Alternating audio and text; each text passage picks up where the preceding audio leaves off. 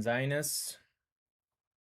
John, if you want to request, just request, bro. I'm not bringing you up per se. If you're just like anyone else, just push the request button. Hello, Mr. Quixie. CG, hello.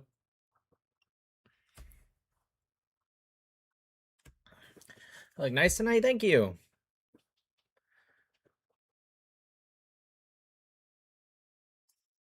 All right, what do we have here? What do we got going on here?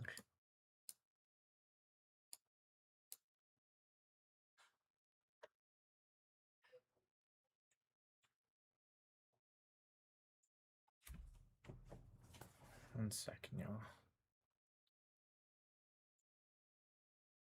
There we go. The YouTube, you guys can hear me now? Okay, cool. It looked a little weird at first.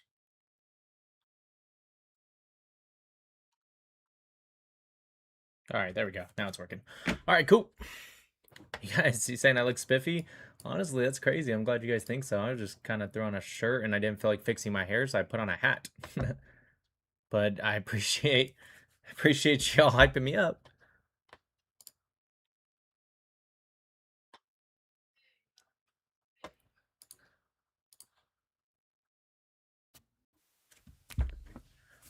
Hello.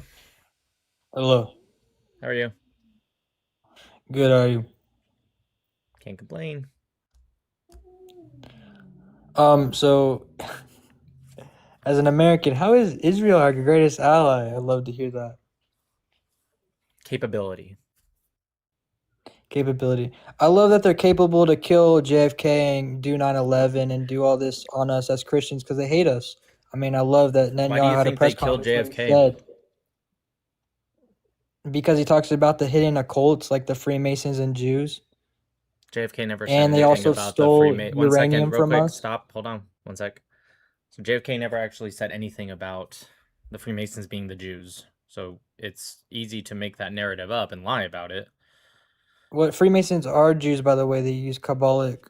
So first Anyway. off, I actually know some Freemasons that definitely aren't Jews. I'm sure there are Jews that are Freemasons. Freemasonry is first off, you're changing the subject because I don't know, because I debunked you or you're afraid to answer, you're afraid to get specific, but let's go back to what I asked you.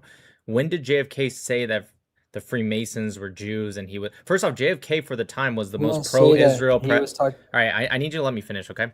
JFK for the time was the most pro-Israel president since Truman before his time. And so I'm trying to figure out why you think he's the first one to ever sell Israel major military weaponry, Hawk missiles, etc. He's the first one in history. He did. He did. You can't just say he didn't do it. He did. Yeah, like I said, he knew. No, you don't get to ignore that. I'm just stop. You don't get to ignore that. You said he didn't. Shut the fuck up, Kike. You're not a real American. Oh, here we America's go. a Christian nation. You have to be Christian to be American. I'm not Jewish, just so you know. Oh, that makes it even worse. Right. I feel like every time you guys lose a debate that you guys just start crashing out and trying to get all emotional. You can't even get your setup fixed, bro. There's an echo going on. That's on you, brother. That's literally just on you. I don't know what to tell you about that. It's if you're the only one that hears that, then I am gonna go ahead and assume it's a you problem. But regardless, every time you guys lose a debate, you just consistently just crash out and you try to get emotional, call me kike, whatever. Like, do you think like I care what you think? Dude, you have a anime photo as your profile picture. No, I know you don't care what I think. This is a gangster anime. You have an anime photo as your profile picture. Yeah, you think I'm taking you seriously? Yeah, it doesn't even matter if it's the best anime. It's a fucking I mean, I used to watch animated shows and then I turned fucking 13, dude. Like, do you think you're the person I'm like, oh my god, he called me the case slur. Oh, I'm so fucking offended. Vegeta's badass. I'll never change for a woman like you, pussy. I bet you think so. Anyways, do you have any answers to any of the things I said, or are you just going straight to like crashing out? Yeah, like I said, JFK was definitely killed by the Jews and Freemasons. Yeah, can you explain how? Yeah, because he knew the Jews stole uranium from us. When was that? And he didn't want them to have nuclear weapons. When was that? I don't know exactly when, but this is true. So just so you know, the loss was in 1965. when you're talking about the Apollo affair. What's up? Oh, I didn't see it. You're talking about the Apollo affair. So that was in 1965. Can you remind me when JFK died? Just remind me of that real quick. I forget the year. Yeah, it was 1963. Fucked hard. So how did he know about them Yeah, I love stealing when his something? driver turned No, around. don't automatic. No, don't go changing the subject. You said Not he changing the subject, it's the knew. same subject. Stop. You said one of the reasons was because he knew that they stole uranium. Except the Yes, Apollo affair dude. wasn't for 2 years after he died. So how is that possible? Can you explain that? Or did he read the Because when future? he Was went he a there, mind? Was he a like a future test reader? that they Could he read the faked. They set up future? a fake Could he read the test. future? Could he read the future? Go to Myron Gaines, bro. He describes it better. The guy that blocked me when I told him to debate me and he ducked Yeah, me. there's Yeah, a reason sure. he blocked you. Fucking Yeah, because ugly he's kite. scared to debate me and I destroyed his buddy No, he's not. Sneeko. He's never scared to debate anyone. Okay, so if you want, He I can just show knows you you're the video retarded of and you're me not worth his saying, time. "Do you want to debate?" He said, "Sure, but let me look at some of your debates." Bro, you Never have reached 200 out to me. viewers. He's not worth your time. Shh. I have almost 1 million followers between everything. This is not my main platform, but regardless, also it's 300 right now, and I just Why started. don't you have 1 million Shut the viewers fuck right up! now? Shut the fuck up! Let me finish. So Myron Gaines ran away from me, and then when I destroyed his buddy, and you just got hit, so that's on you, but whatever. When I destroyed his buddy, then he blocked me. This is the same guy that's scared to debate me. So yeah, I'm gonna go ahead and say that's the reason. That being said, I love how every time they get debunked, thank you, Nicole, for the galaxies. Every time they get debunked, they just switch the subject. They can never, ever stay on the same topic. And then he goes debate Myron Gaines. First off, Myron Gaines isn't even his real name, bud. It's Amru Fudel. You think I'm gonna debate some Sudanese fucking cousin loving, like, what? You think that's the time of my fucking? I'd love to debate him. I'd love to put him in his place, just like Sneeko. If you have his number, which sounds like you do for all the dick sucking you're doing right now for him, please text him and tell him to stop being a pussy and come debate anytime, anywhere. I'd be more than glad to do it. Thank you so much, Nicole. You're the best. Love you, Nicole, against you. Thank you, Yosemite, for the super chat. Nick, did you see Sneeko's new post about Lebanon? Sneeko also blocked me, so I don't really see anything from him unless I can still go to his profile because X allows for that, but it doesn't show up anymore, if that makes sense. But yeah, I'll go take a look right now. Let's go see what Sneeko said. They all blocked me. All of them. They're all scared. I love when their little fanboys say, "Oh, he only blocked you because you're not worth his time." That's not why people block. They block because, maybe because like I would block someone if they were being extremely hateful or doxing, or if, I don't know, they were somebody I guess I was scared of. I'm not really sure. You don't block people that aren't worth your time that you don't know. You only block people you do know, right? Doesn't really make a lot of sense for him to go out of his way to block me if he didn't know who I was, right? Let's see. Sneeko. Am I still blocked by him? Yep, sure am. Iran war never... I don't know if this is what you're talking about, Yosemite, but Myron also ran from apostate prophet. Yeah, I would run from him too also. Apostate prophet's great. Iran war never ending and IQ maxing. Lebanon begins to suffer like Gaza. Okay. Iran becomes global superpower. Oh my god. This guy is just complete rage bait. I don't care if you are pro Iran or not. Nobody fucking thinks the IRGC is a global superpower. This has to be rage bait. All right, let's keep reading. Gas prices skyrocket and MAGA shills cope. Okay, Western Iranian diaspora are literal R's. That's... Sneeko calling someone dumb is... Oh my gosh. All right. Jared Kushner, secrets revealed. Live now. Join Goyam.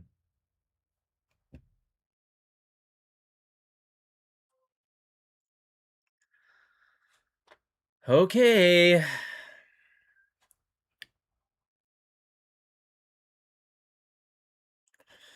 What happened to your debate with Suleiman Ahmed? I'm still waiting to see if he says yes, but I did reach back out as a follow-up, like, hey, any word on this today? So hopefully by tomorrow I'll get something.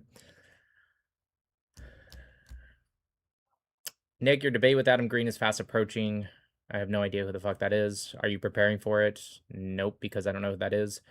You don't want to walk into it cold. Read Jesus Deception and you'll be okay. I'm not going to read that at all. In fact, you sound like one of those people that's just trying to promote something. So if I have mods in the YouTube, can you just like block that person? Or I don't think you can block on YouTube, I unfortunately. think you can only Mute block you. them. I'm pretty sure my mods can mute him. It just sounds like somebody who's just trying to promote their book, because I don't even know who that is. So how can Apparently you can mute them for yourself, but I'm not sure you can mute them for everyone. No, you can. You can put in what's called a timeout or something, I think. It just sounds like somebody who's clearly so promoting their own book, because it's like, I don't even know who that is.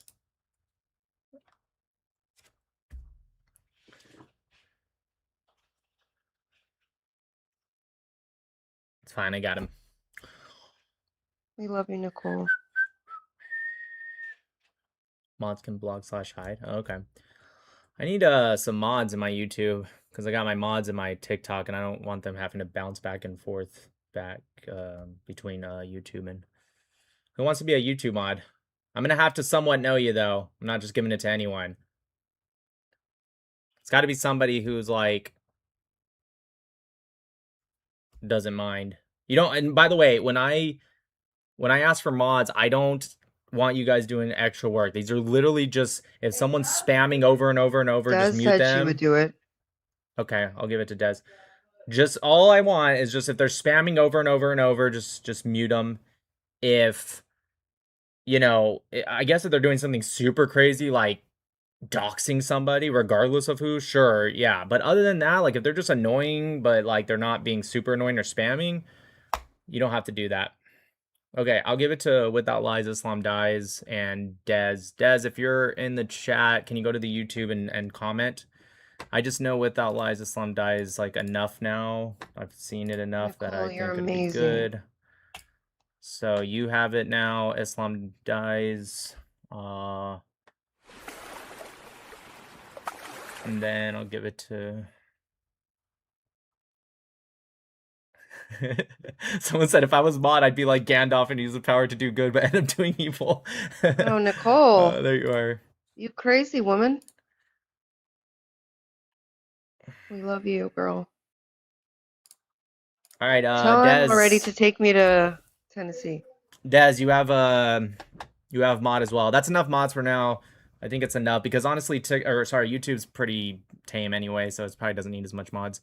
Thank you guys so much for doing that. Thanks for the super chat, Otis. Hey Nick, I've been joking and clamping for a month now, but should I get a bath mate to prevent turtling? I have no idea what that even means, but I think the answer is probably yes. I think you should, and I hope it works out for you.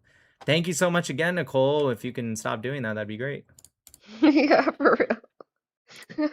She's just been lighting it up for like 10 minutes. Antioch, thanks for the super chat. So Insert clever comment here. That's funny. Yeah. Okay, go ahead. Lilpa? Lil Pabs. Yeah, Lil Pabs. Okay, go ahead, sure. Why do you think that the two biggest not biggest, but two big problems for the world, leftism and Islam? Why do you say that? I think leftism is more of a direct problem, and Islam utilizes leftism to actually spread into the West via a new modern form of a sort of jihad, if you will. And I think overall, to connect them together, I think they're both anti-Western, and the similarities that they do have, probably the only one they have, is the destruction of Western ideology. All right, what do you base that off of? The values of Islam, because I've studied it. Okay, so here we have a study by the NIJ, the National Institute of Justice. Sure. That did research on domestic terrorism based off of the perpetrator's political orientation. You don't have to read it for me. Just tell me what it says. I'll trust you. You don't have to because if you just read it for me, I'm more than capable of reading it by myself. I don't need you to just say, hey, this person said it, so it must be true. Just tell me what it says generally. It's not a person. It's the government.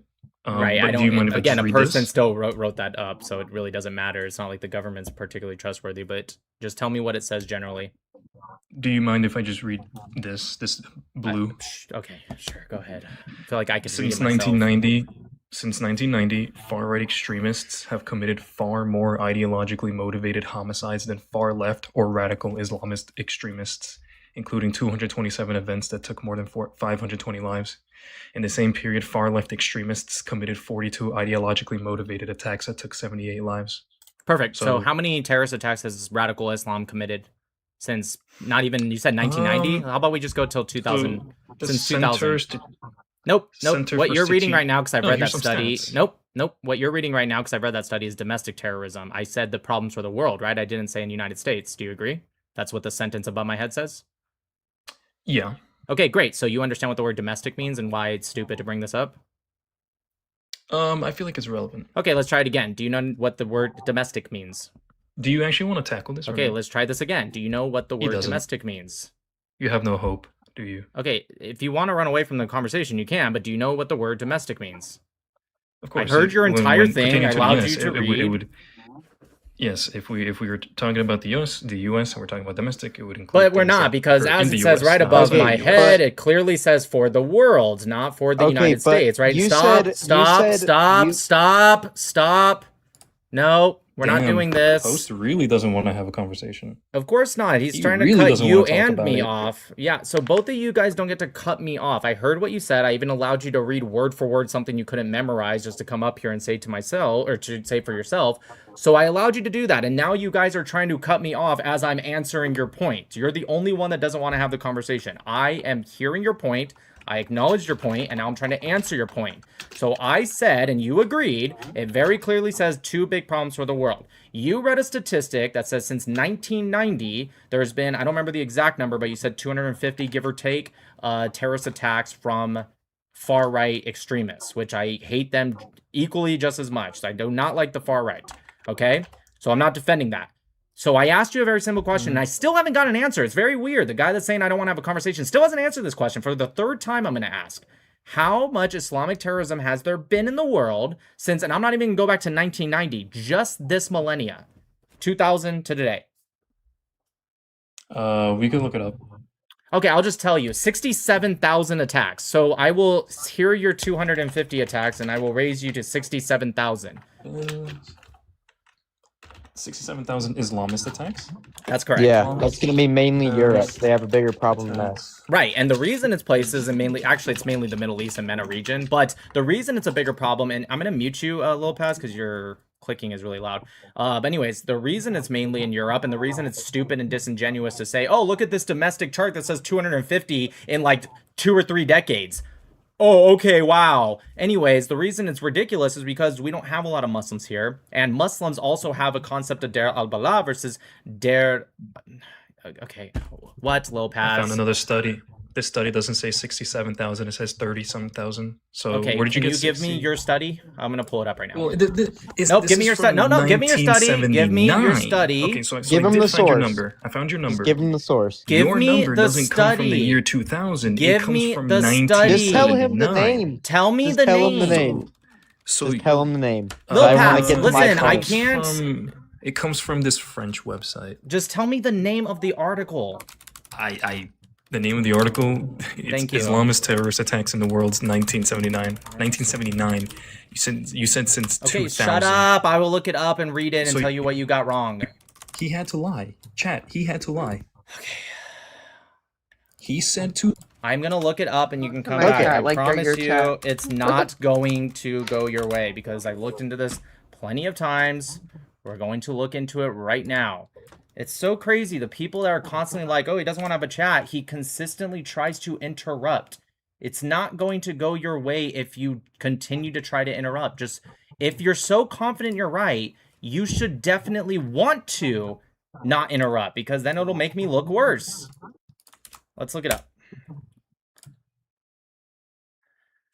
So he said 30, what did he say, Base? He said it only said 30,000? Yeah, I said around 30,000, 33,000 or something. Okay, perfect. So right here, 2001. Oh, I see why he did that. He looked, okay, this is what he did, chat, and this is why he was trying to interrupt me, okay?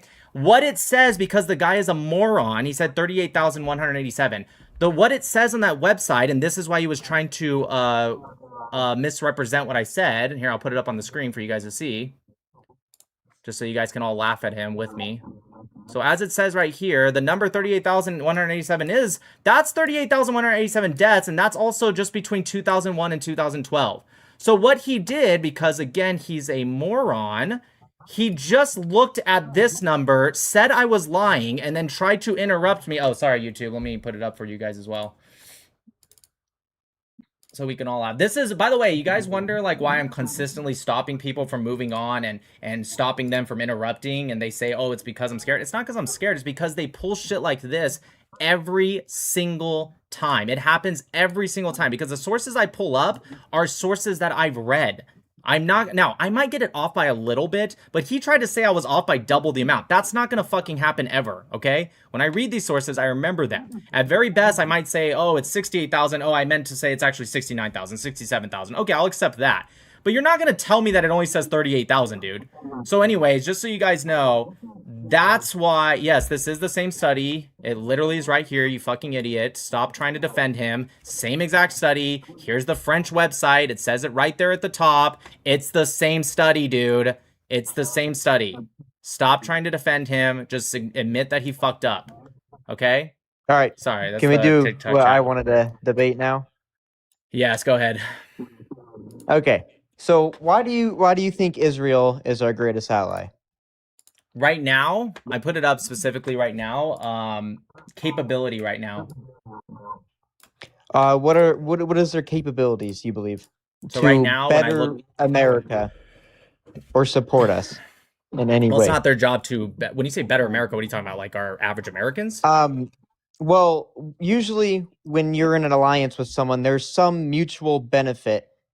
Of course, there's a mutual benefit. Capability of military trade, sure, all of that, or literally all of that. bases, etc. Yeah, so for What trade, do the they burden give barred us? system, sure, for the trade, burden barred system since 1977 has added about tens of billions of dollars to our GDP. It's funded and created over 1,200 different innovation projects, which has benefited both Israel and America. It both started in 1977 with a $30 million input and has not had to do anything since then because it's been self-funding since that moment. And it's been doing that. As for technology, a shitload. In fact, we get a lot of technology from Israel. One of the biggest ones was just a few years ago. The Marine Corps used a computer chip that was created by Israel, and it upgraded our entire weapons defense system for the Marine Corps. The reason they had to use the computer chip instead of just buying one from Israel, because Israel is more of a regional locator, and this one was tailored specifically for Marines usage. And then what I mean by capability, to answer your first question, when I look at some of our most historical allies and how they are treating this current conflict and what they're saying to us, it actually saddens me because some of these allies, I want to continue to be great allies with them and they're historical allies. Here's the problem. When you are, I'm not saying they have to send troops or even send their carriers, although I think good allies should do that. But okay, I'll accept them. They're not going to do that. But when you come to us, one of our most historical allies, I'm speaking of the UK right now, and you say you're not even allowed to use our bases for defensive measures, refueling, they're not going to do anything at all. And we're fighting a lot of their fight more than ours because it more directly affects European allies than it does us. And then you have Israel, who is standing side by side with us. And Bibi came out yesterday and they asked what would happen if Trump actually shifted this way with the war, that way. And he answered and he said, he is in charge, he's in the lead, and we are going to support our allies the best way we can. That's what I look for in allies. Even if you're kind of lying and you want to have a private conversation off to the side, fine. You can do that. Israel is a sovereign state. UK is a sovereign state. We're a sovereign state. But when you have an ally speak like that, and you have the capability, at least, like I said, I'm speaking about contemporary times, then that's why I put that up there. Okay. I agree with the technology part. Israel, we do have a lot of that stuff from them. I don't think it's all used for good, but that is my opinion, and we won't debate on that because I don't want to right now. I'm not that researched into that. But when it comes to like allies, yes, I agree. They should publicly support us. If they don't want to commit to our wars, they don't have to. I don't think the Iran war is necessary. I don't believe we should be over there. They do not have weapons of mass destruction. The original leader that we, killed this year. Who said they did? Trump did. Israel has Trump said, said that? maybe not. They said that they have had them, weapons of mass destruction? Oh, okay. but Because, yeah, I was about to say that's a lie. Okay, they said they have the capabilities to That's make them true. very quickly. That's true. Okay, they have. Okay, their But original that's leader. true. That's accurate. Okay, their original leader has a personal army, or like does not like nuclear weapons. Okay, so it wasn't the okay, not the original. You mean Khomeini, the one that just died? I don't know their names. They keep going in and out so quickly. So first I can't off, learn them. what you're the referring one that to, the one that was in rule for 37 years. Okay, I'm pretty sure it's Khomeini that actually said, and what you're referring to, just FYI, what you're referring to is a fatwa, right? It's an Islamic ruling. But do you know, and be honest, because I'll know if you're lying. Do you know what a fatwa is? No, I don't really care about Islam. It's a no. Well, me neither. But you're the one that brought it up, so I have to answer you. A fatwa is a non-binding opinion. So yes, I agree with you. They released a fatwa, which Iran has a history of saying things that we know later to be lies, simply so they can tell the West, "Oh, look, we said it, so therefore we're telling the truth." I was gonna say that at the end. Okay, so I was gonna say whether it makes or no not reason. There's no reason for you to bring that up at all because it doesn't matter. It's just for a slight point to show that he has personally said that he does not want to pursue. So can you tell me why they were pursuing nuclear weapons then right after the fatwa? Can you explain that to me? Can you prove they were? Yes, I can. The IAEA inspection, specifically 2 weeks even before the 12-day war, showed that they were enriching uranium that could have been used for anything, not just nuclear weapons. You're speaking to a nuclear engineer. Please tell me what you think you know more than I do about 60% enriched uranium, and please tell me what is the reason for having 60% enriched uranium. Please inform me as the nuclear engineer. Go ahead. Oops. What could uranium be used for? Energy, you made the point, so I'm a nuclear engineer. Okay, please tell me. Continue. No, please tell me what is the reason for 60% enriched uranium, and you said you can use 60% enriched uranium for civilian usage. Please tell me what is that. Go ahead. Energy. So nope. Electricity. Nope. Stop. Okay, so you just said the same three things in different words. Just so you know, nuclear power creates electricity, aka power. Yes. So again, I'm not kidding. I'm literally a nuclear engineer. You're not gonna slip one past me. So just let me correct you real quick. So a civilian reactor generally is going to be 3 to 5% enriched uranium. At very most, a high-end reactor like the Tehran research reactor will be 20% maximum. So no, it wouldn't be for power / electricity / energy. So can you try again? Tell me what's the reason to have 60% enrichment for civilian usage? Or you can be smart right now and say, you know what? I was lying. I was wrong. I misspoke. Whatever. I wouldn't say I was lying. Okay, then please tell me. I wasn't too knowledgeable. Okay, I didn't know it was 60%. I did not know there was different stages to uranium enrichment.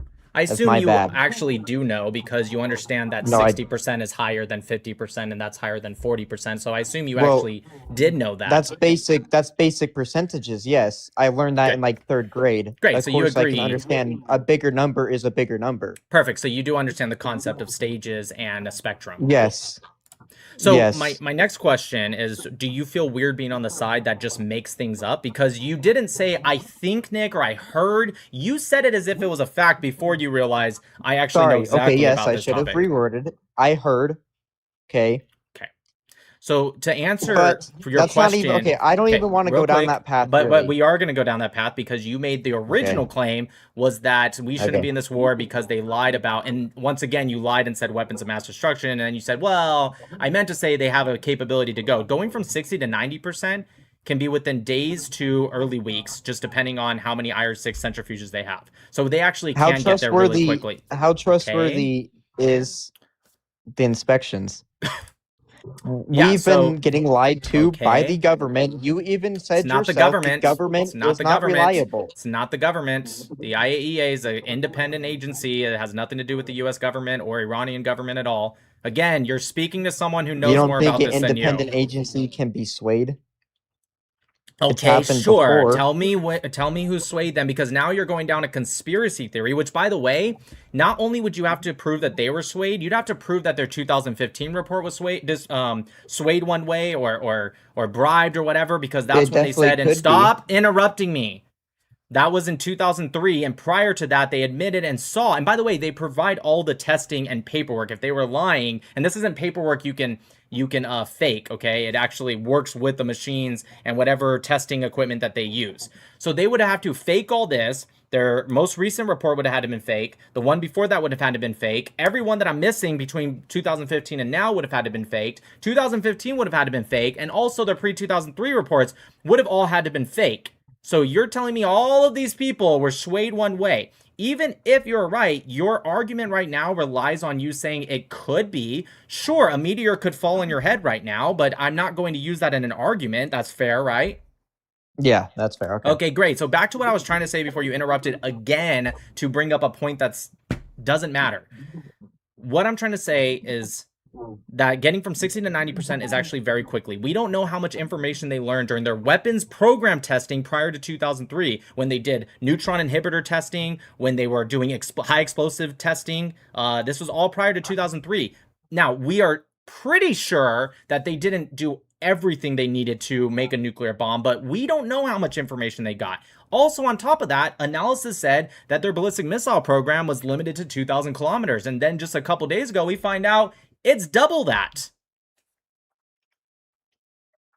I feel like we should have known they'd be able to target further. Well, they have Russian support. They're getting Russian technology. You don't This wasn't think they can Russian. advance? This was 100% Iranian.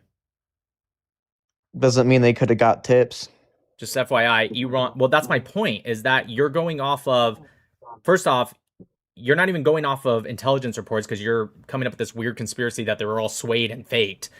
And then you're telling me that the intelligence report we do have, we should have actually known it was even worse. You're kind of flipping your whole entire argument to the other side. You're saying Iran is a bigger threat than we originally assumed. Sorry, hold up. My Wi-Fi just lagged out. I didn't hear you for a second. Yeah, You're he does flipping have your that entire problem. argument on the side. At first, you're saying we shouldn't trust these intelligence reports because they may have been faked. And now you're actually going the opposite way and saying, actually, Iran is more dangerous and we should have already known that than we already assumed because they're getting tips No, from okay. Russia. Okay, one thing does not mean everything. Okay, my point is just because... Okay, let me think for a second. Ugh. Good idea. Yeah, I'm a little tired. Sure.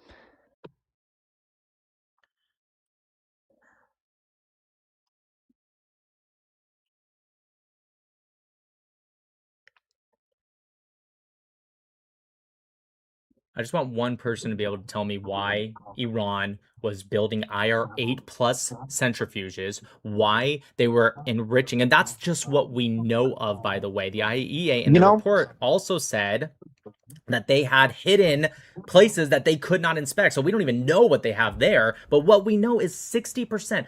I just want one person to tell me why they enriched to 60%. Okay, so if that is all true, what I'll believe it is, because, you know, I'm assuming you're not just going to lie because you already proved multiple people wrong in this stream. And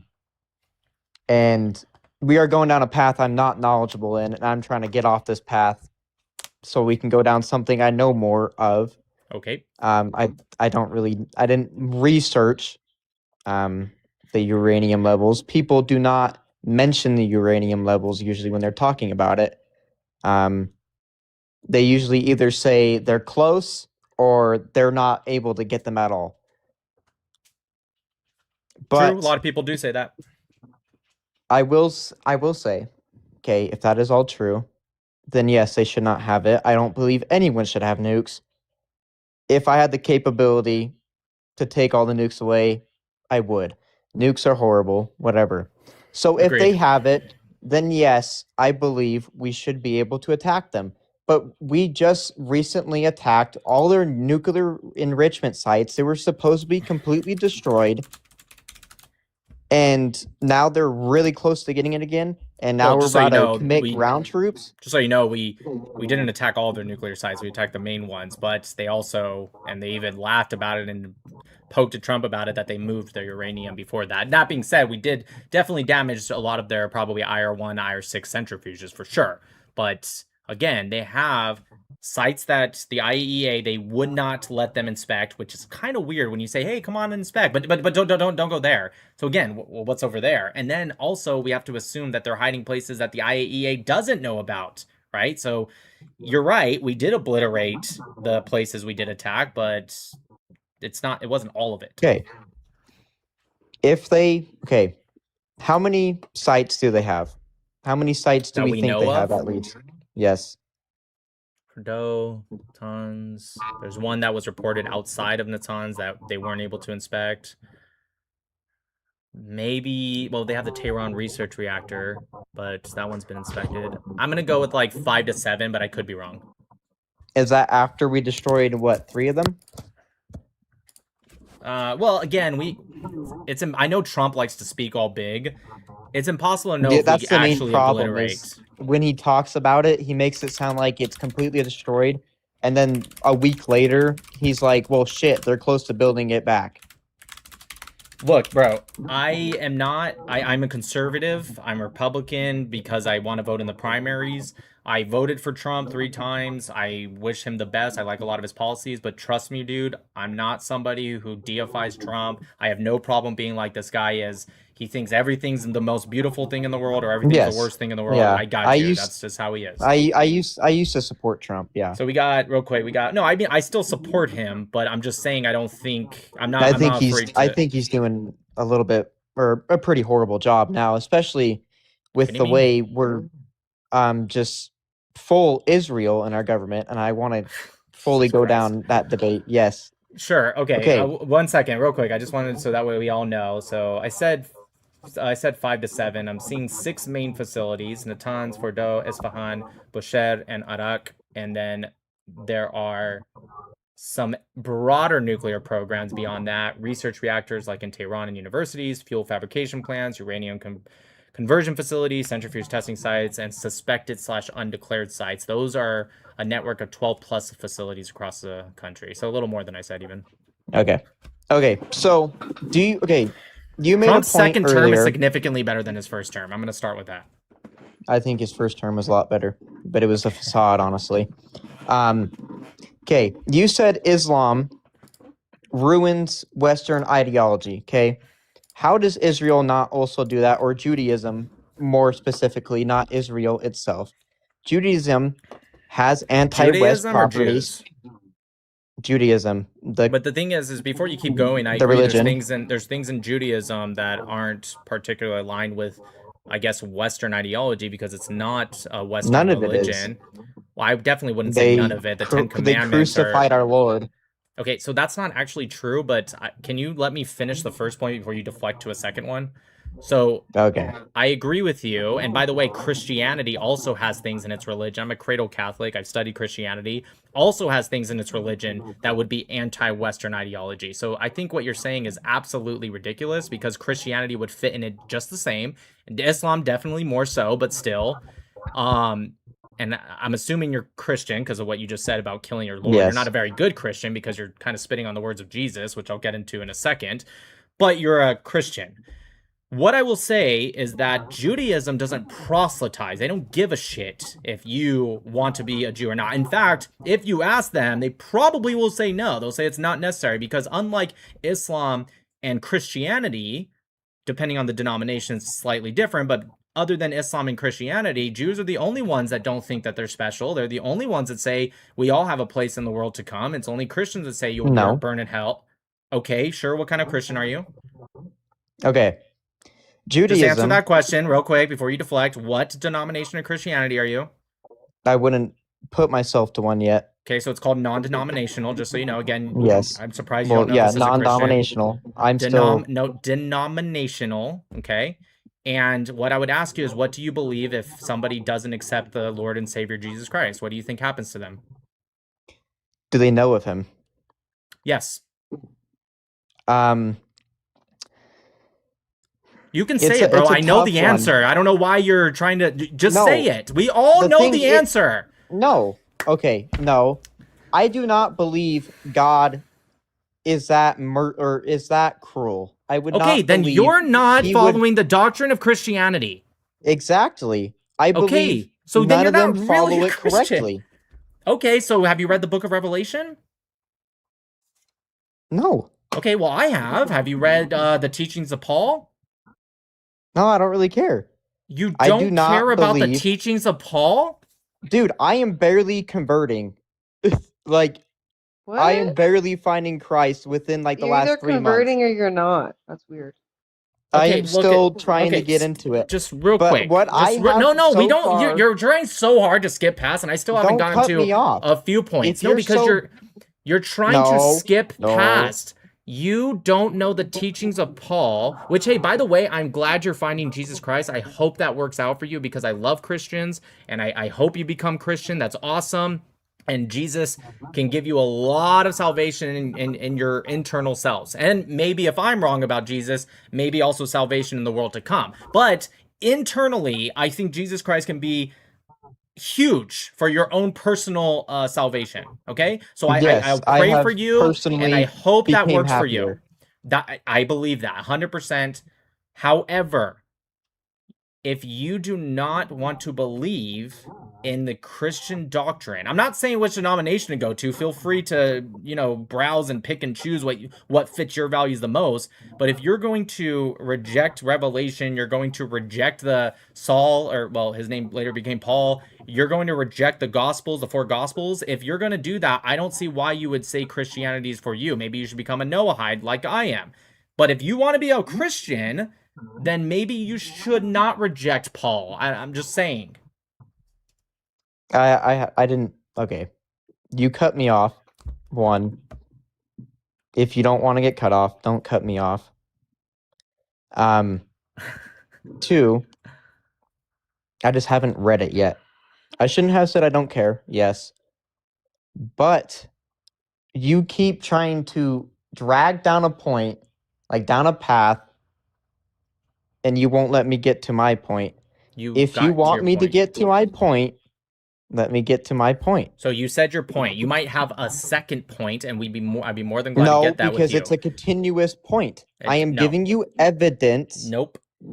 The way I do stuff is we say a claim. And by the way I do stuff is how normal debate goes. You have your claim, right, as we speak, but I have to be able to counter the claim before we get into it. Then, of course, we will have a back and forth of evidence. But the first thing is your claim. Your claim was Judaism, just like Islam,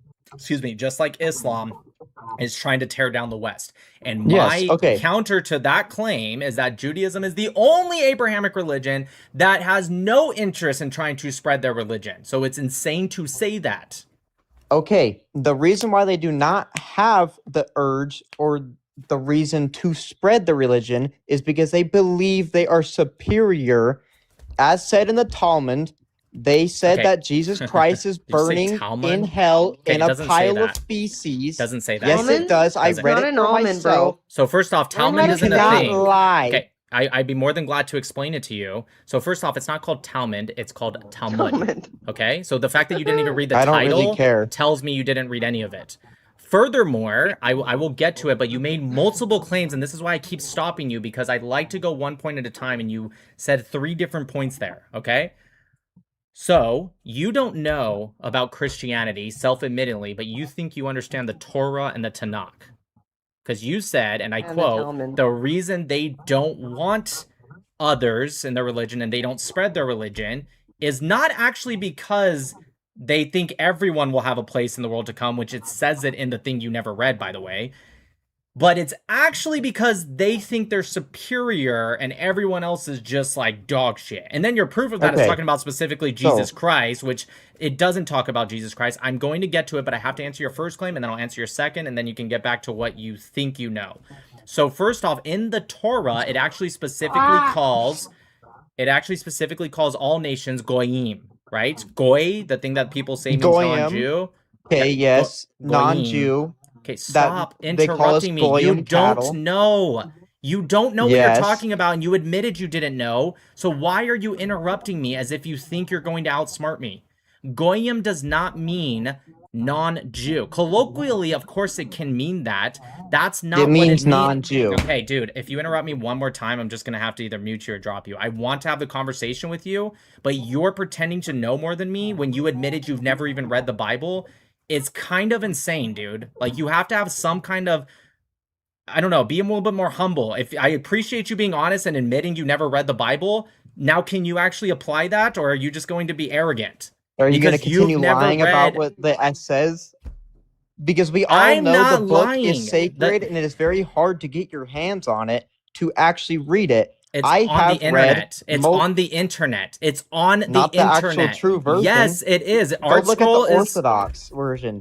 First It off, calls for the death of all goyim. you wouldn't know that because it's in Aramaic. If you go to the original one in the books, the actual scriptures, There's it's in Aramaic. translations. Okay.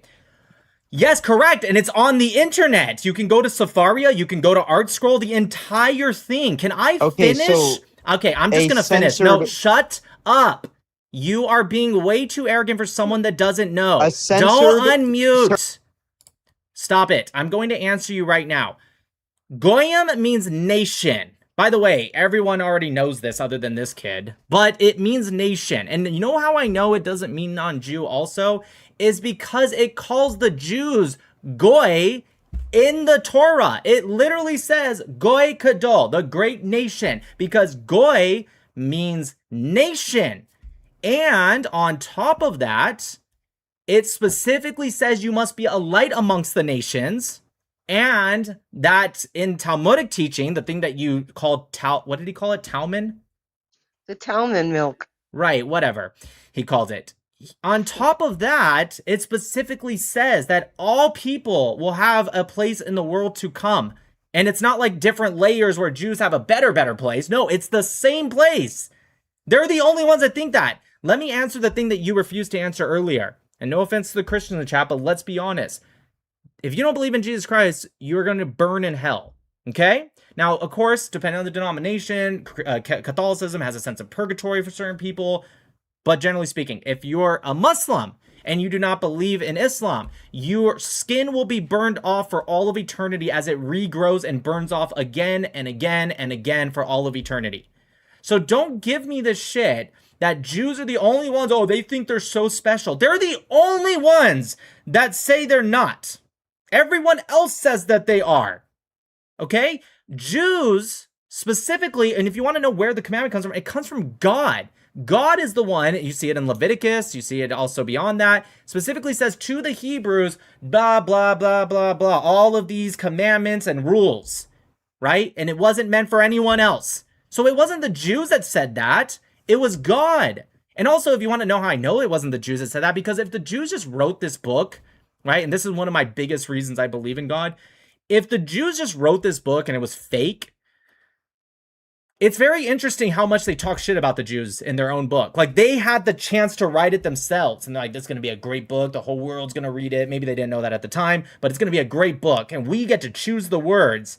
And the whole time they're like, yeah, we fucked up. Yeah, and we came back. And then we fucked up again. But we came back. Oh, and then we fucked up again. And then on top of that, oh, and also we got to do all these rules. All the rules that go against human nature in a lot of ways. Not everything, but a lot of it goes against human nature. Sexuality even, let's be honest, the way we are as men, we have to, you ever see like a Orthodox Jewish men, when they see a woman, they kind of like look down, you know, they avert their gaze, right? A lot of men would love to look at a pretty woman. It's just biological. So they're writing all these rules and you're telling me it's fake?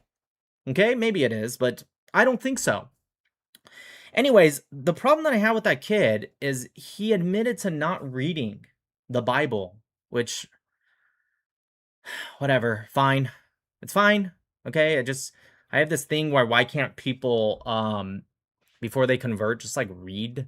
At least read enough. I'm not saying he has to finish every single Christian doctrine, but like, you didn't read Paul? Like, did he at least read the Gospels? Like, how about one of the Gospels? Like, at least Matthew? I don't know, like... It's insane. But that being said, fine. Not my life, his life.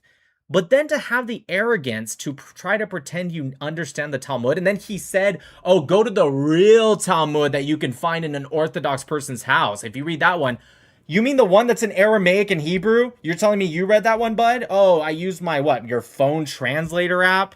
Give me a break, dude. No, what you read it from was a Reddit post. or something on maybe like Telegram or something, or Facebook. We People love you, telling Nicole. you. Thank you so much, Nicole, for the galaxies. Let me catch up with some of these super chats. I'm sorry, you guys. Steven, thanks for the super chat. Nick, top 5 books about Israel-Palestine conflict. Arab-Israeli wars. The case for Israel. I talked about this in a live the other day, but now I'm stuck to 5. How the Arabs immigrated to the land of Israel.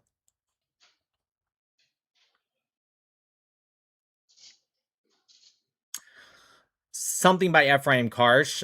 Palestine Betrayed is a good one, but I think Ephraim Karsh is really good. And then my 5th one would be... You know what? I recommend reading The Meaning of Disaster by Konstantin Zurek. It's an anti-Zionist book. Very, very anti-Zionist. And it is the guy who... coined the term Nakba. He's the one that coined the term Nakba. I recommend reading it, not because if you're pro-Israel, it's going to be a hard read because this dude's like extremely anti-Semitic, but it debunks the whole Nakba lie because this guy wrote it in 1948. He was there. He's what the Nakba actually was. It wasn't kicking out 750,000 people. That's not what it was. The Nakba, the disaster, was the Arabs not being strong enough to beat the Jews, who he said were superior in science and tech and being organized. Anyways, Nikki sent me something on WhatsApp. Arson attack on Jews in the UK.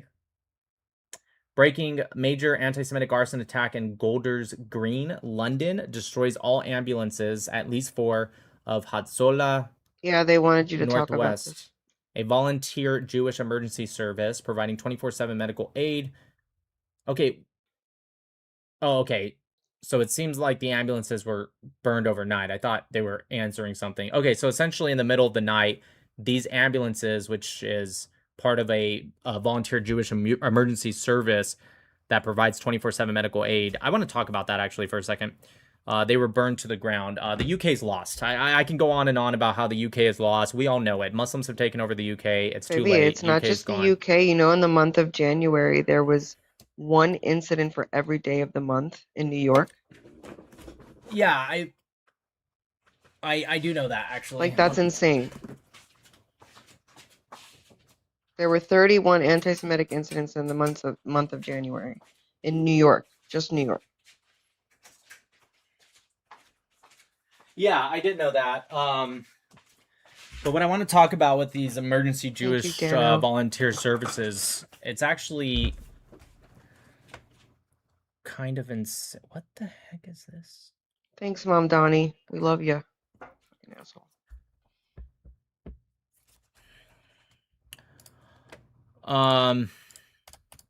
Yeah. One sec, sorry guys. I'll make sure this is running good. Yeah. So these services, it's kind of interesting. All these people have this like weird hatred for Jewish people, including the last, Christian that came up. And the reason I do this Christian is because I love my Christian community and I love the Christian people. So I never want to insult the Christian people by calling people like that Christian. So I go, this Christian. Jesus Christ. What? Why? Babe, I have to drop you for 10 minutes. I hate TikTok. Anyways, what was I saying? Yeah, so what I'm getting at is the Jewish community, when you look at these volunteer Jewish services, I feel like 99% of communities, regardless of what community you're referring to, right? Whites, blacks, Jews, whatever, nationality, ethnicity, anything. A lot of people I feel like want to do what the Jewish community does for each other. It's insane how organized the Jewish people are. I talked about this in a recent video. I guess I just play that video. It's probably easier than me trying to stumble across my words right now.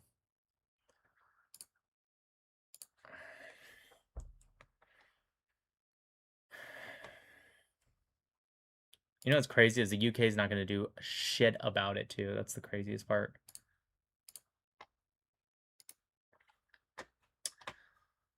That's the craziest part.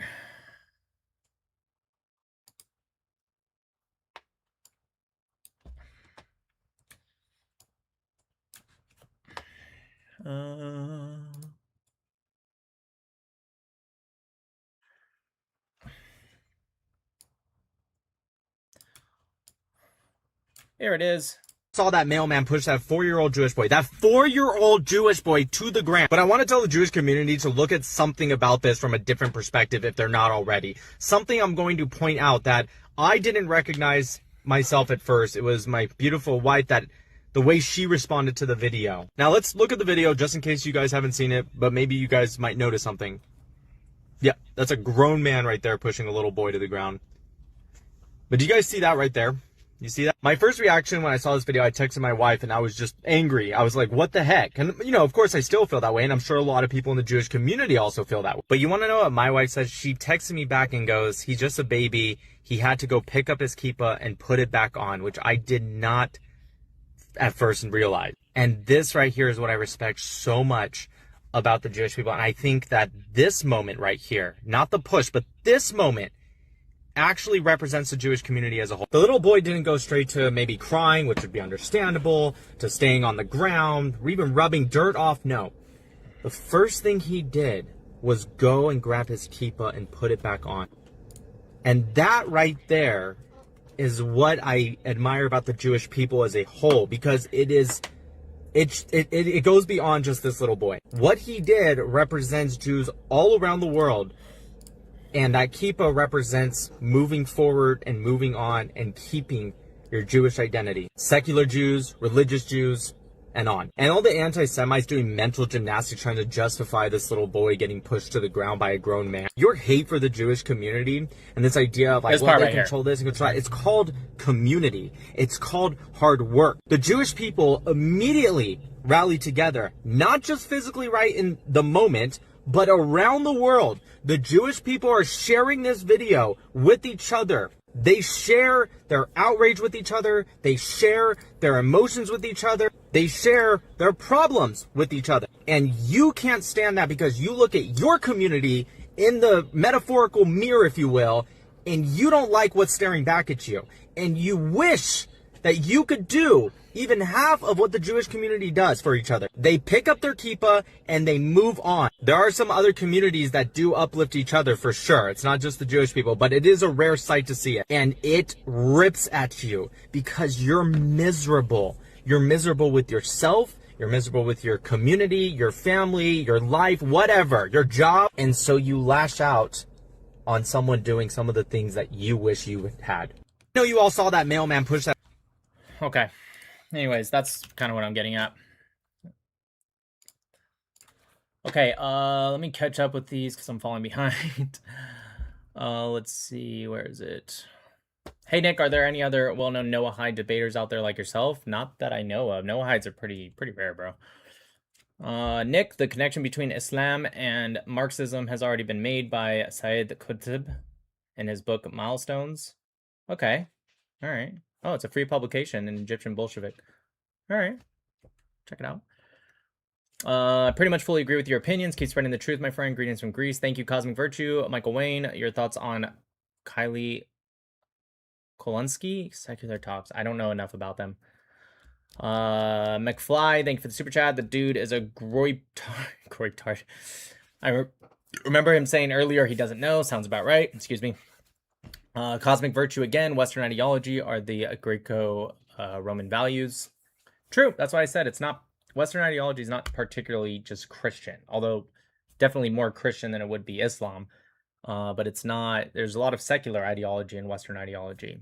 So, Blue Moon. Side note: Jews are not better or think they are better, but they are definitely better than this this clown. Please tell him find Jesus and stop watching Kuntis or Tucker. Hope he does find Jesus. Like actually finds Jesus. There's a lot of Christians in today's day and age that want to use their Christianity to justify their hatred. So when I say actually finds Jesus, I'm talking about the real teachings of Jesus, which I don't think anyone can particularly say is bad. Have you ever debated the Orthodox Muslim? He's on TikTok. He claims that there's no reason why you should not convert to Islam. He's come up on my live, if I remember him correctly, a couple times and then ran away crying. If he's like a younger person, if that's the same one we're talking about, then yes. If it's not, then never mind. Shay Pony, thank you for the big super chat. Wow, thank you. Your knowledge is amazing. Keep up the good work. Appreciate you, Shay Pony. It's fun. 05. Okay. Oh wait, hold on one sec. Sorry, you guys.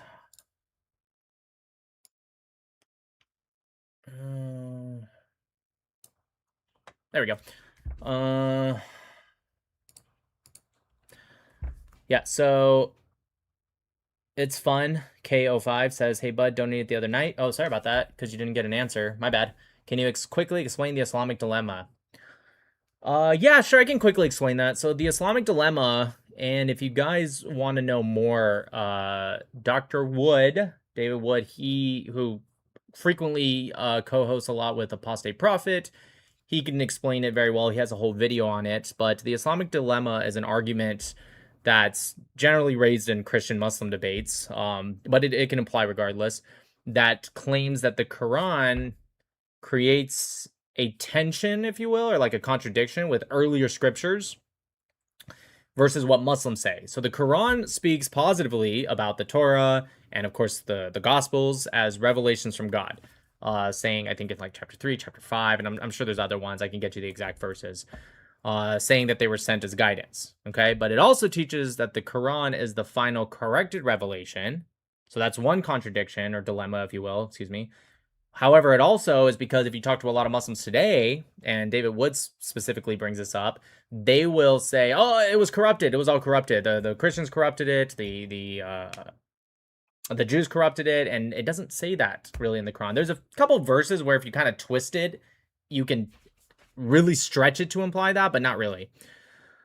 So if the earlier scriptures, like the Bible, were still reliable at the time of Muhammad, which they were, right? Because he even says to read these scriptures and go to them. And there's even in the Quran, it specifically says, why does it matter? God says, why does it matter? They have their scripture. They need to follow that. They already had theirs. The whole point is that each people got their scripture, and they were like, the Arabs were like the last people that didn't have their prophet, right? And then, Muhammad comes around, and between stealing his son's wife and marrying a 6-year-old, he brings, the scripture.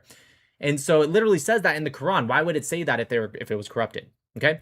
So if the earlier scripture is still reliable at the time of Muhammad, then they should be trusted, even where they differ from the Quran. But if they were already corrupted at that time, then it raises the question of why the Quran speaks of them as authoritative. This is the dilemma.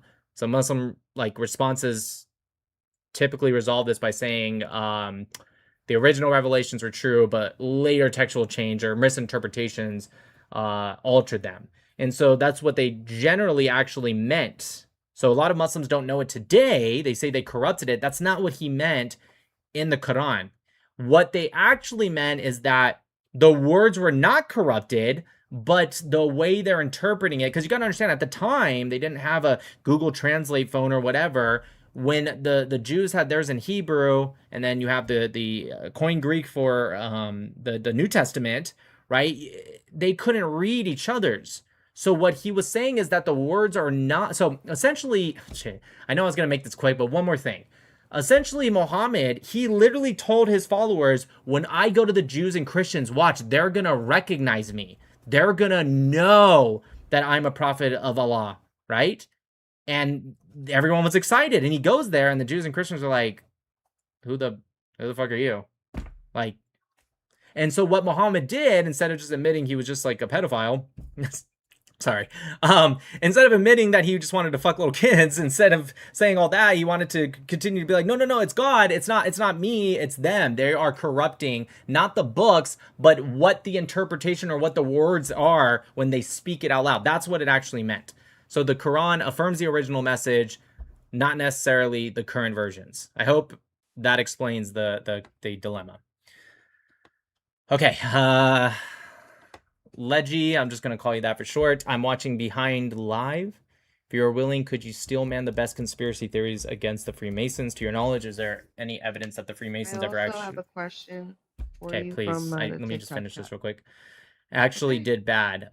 No, there's no evidence. I think if you steelman the strongest criticisms of groups of this specific group, I guess, of Freemasons, they'll usually center on secrecy, elite networking, and historical influence. Okay, so critics will argue that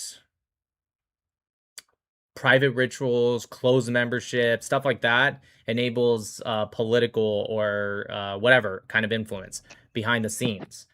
So the conspiracies rely on not being able to prove their conspiracies right, and you can't prove them wrong. So they go, "See, I'm right because you can't prove it wrong." Now, earlier periods in history, there were leaders that were members. There are also claims that overlapping membership among powerful individuals might create favoritism or nepotism, I guess. Whatever, favoritism is probably a more appropriate word. But however, when you look at like credible historical evidence, there's no solid proof that Freemasons as an organization have coordinated like large-scale harmful conspiracies or secret global control. Most documented activity shows them functioning as like a frat, really, or a charitable society. And while individual members, like any group in history, may have done questionable things, that's not the same thing as the organization itself doing that. So I hope sent you a message, babe, and also I have a question from the chat on TikTok, if you don't mind. Okay, go ahead. Are you reading my message? Do you want to read the chat first, or do you want to do the message? Well, I remember the question. Okay, go for the question. They would like to know what your journey was to become a Noahide, if you don't mind. Also, did you read my...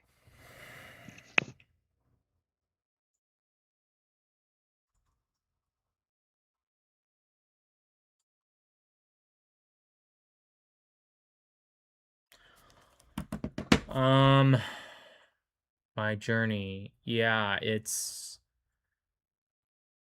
just that I believe in God.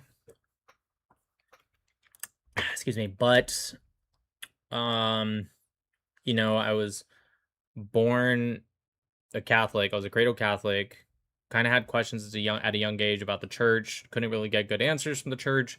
Then I just kind of became what I just assumed was just non-denominational Christian. And then during my younger ages, like a lot of young people and being edgy, I became agnostic and then atheist and then kind of a slight militant atheist and then atheist. And then during my time in the Navy, I found my way to God again. Again, I just called myself Christian because that's where I grew up. Not particularly around Jews or Muslims, just Christians. Excuse me. And so for the Noahide part, I had my friend when I first was learning about Israel, not learning about, but like advocating for it. My buddy was like, "Hey, I was in the Navy still. I was about to go on deployment, which is about 6 months of it's essentially there's no internet, there's no connection, there's no nothing, right? Because you're in a submarine." And so he gives me the Torah Stone Edition. He's like, "Hey, I got you this. If you get bored, you can read from it." And I was like, "Well, I mean, I've already read the Old Testament." He's like, "Yeah, but this one has commentary. Maybe you'll find it interesting." I was like, "Okay, fair enough." So I read the entire Torah during that time and the commentary, and it answered a lot of the questions that I had as a kid and as a teenager that I couldn't get an answer from in from the church. And a lot of the stuff made sense. Now, particularly, I don't agree with everything about specifically Judaism or rabbinical Judaism, even. Not because of these like weird anti-Semitic conspiracies of like, oh, it's evil. And no, it's just stuff that I'm just not very big on organized religion. But like the core of it and the spirituality and the values of it. And I knew I believed in God. So, but I'm not Jewish, and I've never even converted to it. I've never even started that process. Maybe one day I will, maybe not. I have no idea. That's just whatever God puts in my path. And yeah, that was my process to being a Noahide. Have you seen any of the... Sure. One sec, guys.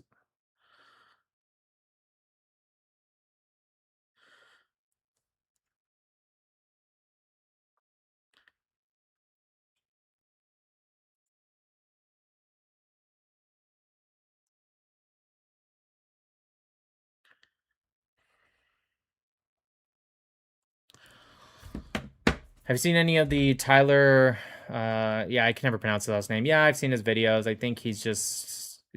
just think he's a guy that's just looking for attention and it dies out and it's just whatever. He tries to play off like this whole, oh, I talk about all these kind of communities, but you're not like doing this like reporting where you're just giving the facts. You're using very loaded wording. You say stuff like Jewish invasion, and ironically, he goes to a neighborhood that's actually, or not even just a neighborhood, specifically to a groups of Jews who are anti-Zionist, and like the comments are about Israel, and it's just so ironic and it's dumb. Whatever. He's just looking for attention. And then he complains when people cut him from certain what's it called? Not funding, but like advertisement. It's like, yeah, you know why? Because if somebody advertises with you and pays you, they can say whatever they want. If they want to pull their money from you, whether it's because about the Jews or black people or Trump or liberals or whatever, they can do that. Stop bitching, dude. Okay, you're just like, I talked about all this stuff before and never got money pulled. Yeah, because they probably didn't give a shit about that before, and they care about the Jews. I don't know what to tell you. Guess what? There's a lot of organizations that don't give a shit about the Jews, and they care about the blacks. There's a lot of organizations that don't give a shit about the blacks, and they care about the whites. Fucking cry about it, okay? That's the world we live in. All right, anyways. Thank you so much, Mort. If you read Milestones, be aware that it's like reading a fusion of Hegelian, I hope I said that right, dialectic, and the Islamic libraries. Totally warped mind grape. You can do it though. You have a steel mind. Okay, I'm behind like 1,000 books right now, but for sure. Thank you, Voynish. We want Nick for a long time. Stop drinking Coke. No. Much love, brother from Texas. God bless your family. I don't drink as much, but I only usually drink during the lies. But I'm sorry, bro. It's actually the secret to why I win debates. It's actually the Coke. That actually sounded. J-Feld, go ahead. Hey, how you doing, man? Yeah, good. I want to. My problem with the last caller is that he's a Talmud Joy man. I like Mounds a little bit more myself, but about Hatzalah that got destroyed last night. 3 ambulances. That's like $1.5 million, and that's an organization. Yeah, and that's an organization that provides emergency medical services free of charge, regardless of race, religion, or anything. Like you said, we help our own community. It's not just about the Jewish community that we're in. It's even the other people around us that we try to help. That's true. And we get shit upon. It's and $1.5 million is destroyed. That could help these people. I agree with you. Yep, that's true. The Jewish community, even like Chabad, they help more Gentiles than they do Jews, actually, a lot of the time. So yeah, I'm with you. That's true. Yeah, 100%. But there's one thing I will say is that about that little boy that was pushed. It's horrible that someone pushes a little boy, but unfortunately the people in Ramapo, New York, are those the ones that are anti-Zionist and all that stuff. And unfortunately, they actually do. I lived there. I'm an Orthodox Jew. I lived in New York most of my life, and I've been called by those type of kids who look just like that one. A lot of them were annoying. They're also kids, but they would call me a guy because they didn't think I was Jewish because I'd be wearing a baseball cap or something, and thinking they were insulting me. And like I think we need to, like, some of these people up there in Ramapo and around that area, these Jews, these ultra Orthodox Jews, need to kind of teach their children a little bit better as well. Why? Because I think we have to, because it's something called the Chilul Hashem, when you don't act properly, which is disgracing God's name. I think that we shouldn't look down on some people. I'm just confused. What are you? It sounds like, and I'm going to give you the benefit of the doubt. It sounds like you're saying that he was pushed because he was acting a certain way. No, it doesn't matter how he was acting. You don't push a child. Because I just want to let you know. That's why I stopped you, not to interrupt you. But it sounded like that's what you were about to say, and I was about to light you up a little bit. I think he's saying it's wrong, and this, Right, it's wrong to push a child no matter how he's acting, but we also have to teach children to act a certain way. I agree with that regardless, because obviously, I just think it's a weird how you connected the two. If you're just saying in general, hey, we should teach our kids better, regardless Jewish or not, or whoever, then yeah, that's probably true. But it sounds like you're connecting it to the Muslim man pushing this little kid. No, usually these people don't need any excuses, but we can't give them any also. And I think that it's a problem. Did give him any. Well, I don't even know. Do we even know what the kids said? I mean, I'm not talking about that situation. I'm just talking about in general. I've been in that situation. So, and I don't push them. I talk to them. And then they get shocked when I talk to them in Yiddish. Even I've broken Yiddish, but I do a little bit. And then they'd be shocked. They're, oh, what? And I say, yeah, you got to be careful about who you talk to or what you say about people. I'm just saying that I know that, unfortunately, people in those communities sometimes do things that help, like pour fuel on the fire of anti-Semitism. That doesn't mean give anyone a right to be anti-Semitic, but we have to try to, not cause Chil Hashem or disgracing God's name, and because that leads to anti-Semitism. That's all I'm saying. I agree and disagree. I agree in the general sense that I think all people should be doing that, not specifically Jews. However, the reason I disagree is why can't Jews, just like any other group in the world, why can't they have kids that say the darnest things? A shout out to that show if you guys remember that, right? Why can't we have Jews? I don't want, let's say, a pedophile who's a Jew. I don't want that person not to be a pedophile because they're a Jew. I want them to not be a pedophile because pedophilia is wrong. But what we have in the world today is when there's a Jewish pedophile, for example, or pick a crime, it doesn't have to be pedophilia, it somehow is attributed to all Jews. But if the exact same crime happens and it's a white person or black person, very rarely will someone say, oh, there goes those white people again, or there goes those black people again. And so I agree with you. Hold on, let me finish. I agree with you that the world does seem to target Jews, and if you're coming from a place of like, it's not fair, but this is how we should counter it, okay, I agree with you, fair enough. However, I also want to say, why can't Jews have assholes and good people and bad people and kids that say nice things and sweet things and bad things and annoying things? Like, Jews should be able to have just the same as anybody else, but you're right, people do seem to want to target the Jews a little bit more. No, I agree with you 100%. I'm just saying that when I was a child growing up and going to yeshiva in New York and Brooklyn, like, it was very important. One of the things that they really taught us was that it's very important that the way we display ourselves publicly, because we have to make sure that people don't hate us because they already hate us because we're Jewish. And I think that, and this is not a slight on the children because they are children. It's more a little bit, it's not even a slight, it's more of a criticism towards the parents. The parents. I hear what you're saying. My frustration is, why are we always responsible for having other people like us? Oh, we're not responsible. Why is it my problem if you like me or not? And why should I be the one to convince you to like me? Maybe the problem is in your sick mind. You just don't like me. I agree. You're the problem, not me. And I shouldn't have to beg you to like me. Yeah, no, I agree. I just think we have to try our best to not give them more reasons to hate us. That's all I'm saying. And even though, it's ridiculous, especially when it comes from a child.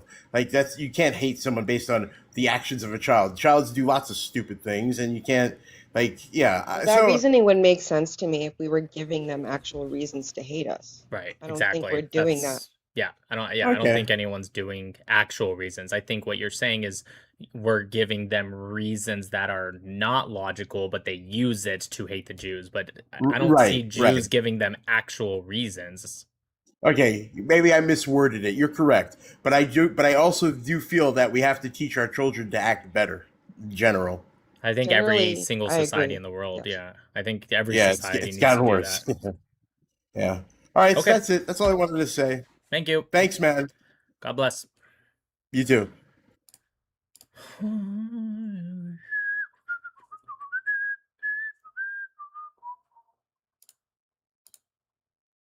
What's up, Nick?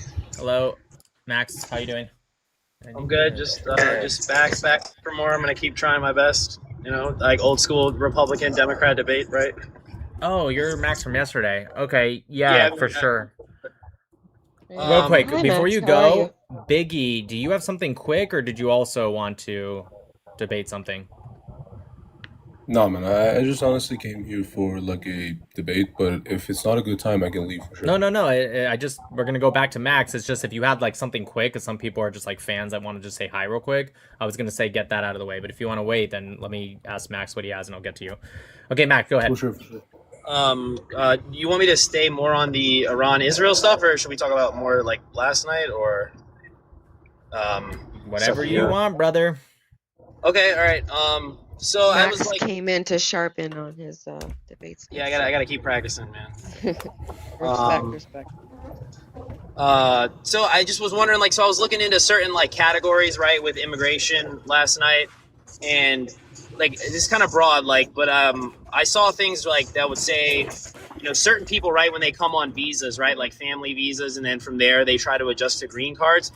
You will have like there's like because certain categories, right, are uncapped, right, but then certain categories I know like F4 kind of employment-based visas do have caps, and like sometimes people do age past those caps, like and from what I've seen, there are increasing like backlogs with that in various countries like Mexico, India, Guatemala, China. Do you think that like America should prioritize more money with the USCIS to like get those people at least finished, so that we don't have those people ending up being undocumented, possibly? When you say finish, like they complete whatever it is they need to and then go back, or are you saying to come in? Well, I'm saying, so I think with like certain stuff from like abroad, I know like there's uncapped programs where people are waiting, and then I know there's certain like family-based visas, right, while they're here, that they're in the visa program while they're waiting to get their green card, because it's from what I saw, what you were talking about with like the 10 to 35 months, I think that was specifically once they get into the I-485 part of the green card process, but prior to that it can take a little bit longer. Here's my answer. I don't particularly care about all these extra things. I'm not against immigration. I'm against illegal immigration. So if you're saying that these people are not doing anything illegal, they're doing the exact process that they're supposed to be doing, because I don't know every single, and I'm sure you don't either, and nobody really does unless, I don't know, they work in that field, knows every single little terminology of every single specific form that one person has to fill out versus another person. Let me just ask this question. Is the example you're giving, are these legal immigrants who are doing the process how they're supposed to be doing? Yes. Then yes, I'm in support of them. Okay. All right. Well, then I'll just move forward then. Yeah. I've never been against immigration. I'm against legal immigration. Unless I am against immigration from countries that come here to undermine our country. So even if you're here legally, but you are anti-American, you're supporting terrorist regimes, enemies of America, you are whatever, things around that realm, you should be deported. But for the most part, other than that, I'm for legal immigration. Okay. So like this, and I don't want to be like super Trump derangement syndrome, but I just think that when you look at Trump, even compared to like his predecessor and then the predecessor before that, Trump has largely ran on a pretty anti-immigration platform. I know, and I don't want to ramble, but I know you said specifically, right, the thing about how anti-illegal immigration. Let's be fair. I'd say legal as well, but I know how like I love Trump's immigration policy. In fact, there's some things I wish he went stronger on. When you say like right, his policy right now has provided ways that people can just leave and then come back. So even if people do enter in that home program, right, where they get paid and they leave the country, if they were here as well more than 180 days unlawfully, they can automatically get a 3-year bar triggered. And then if they were here longer than a year, it would be a 10-year bar. So he's not good. In no way. Good. Yeah. Good. If you're here and you can't in a 180-day time frame or longer tell the government where you are, you should be barred. Yeah, man. I guess. Yeah. Are you telling me there's something in a 6-month to 1-year process they couldn't figure out a fucking way to say, "Hey, I'm here"?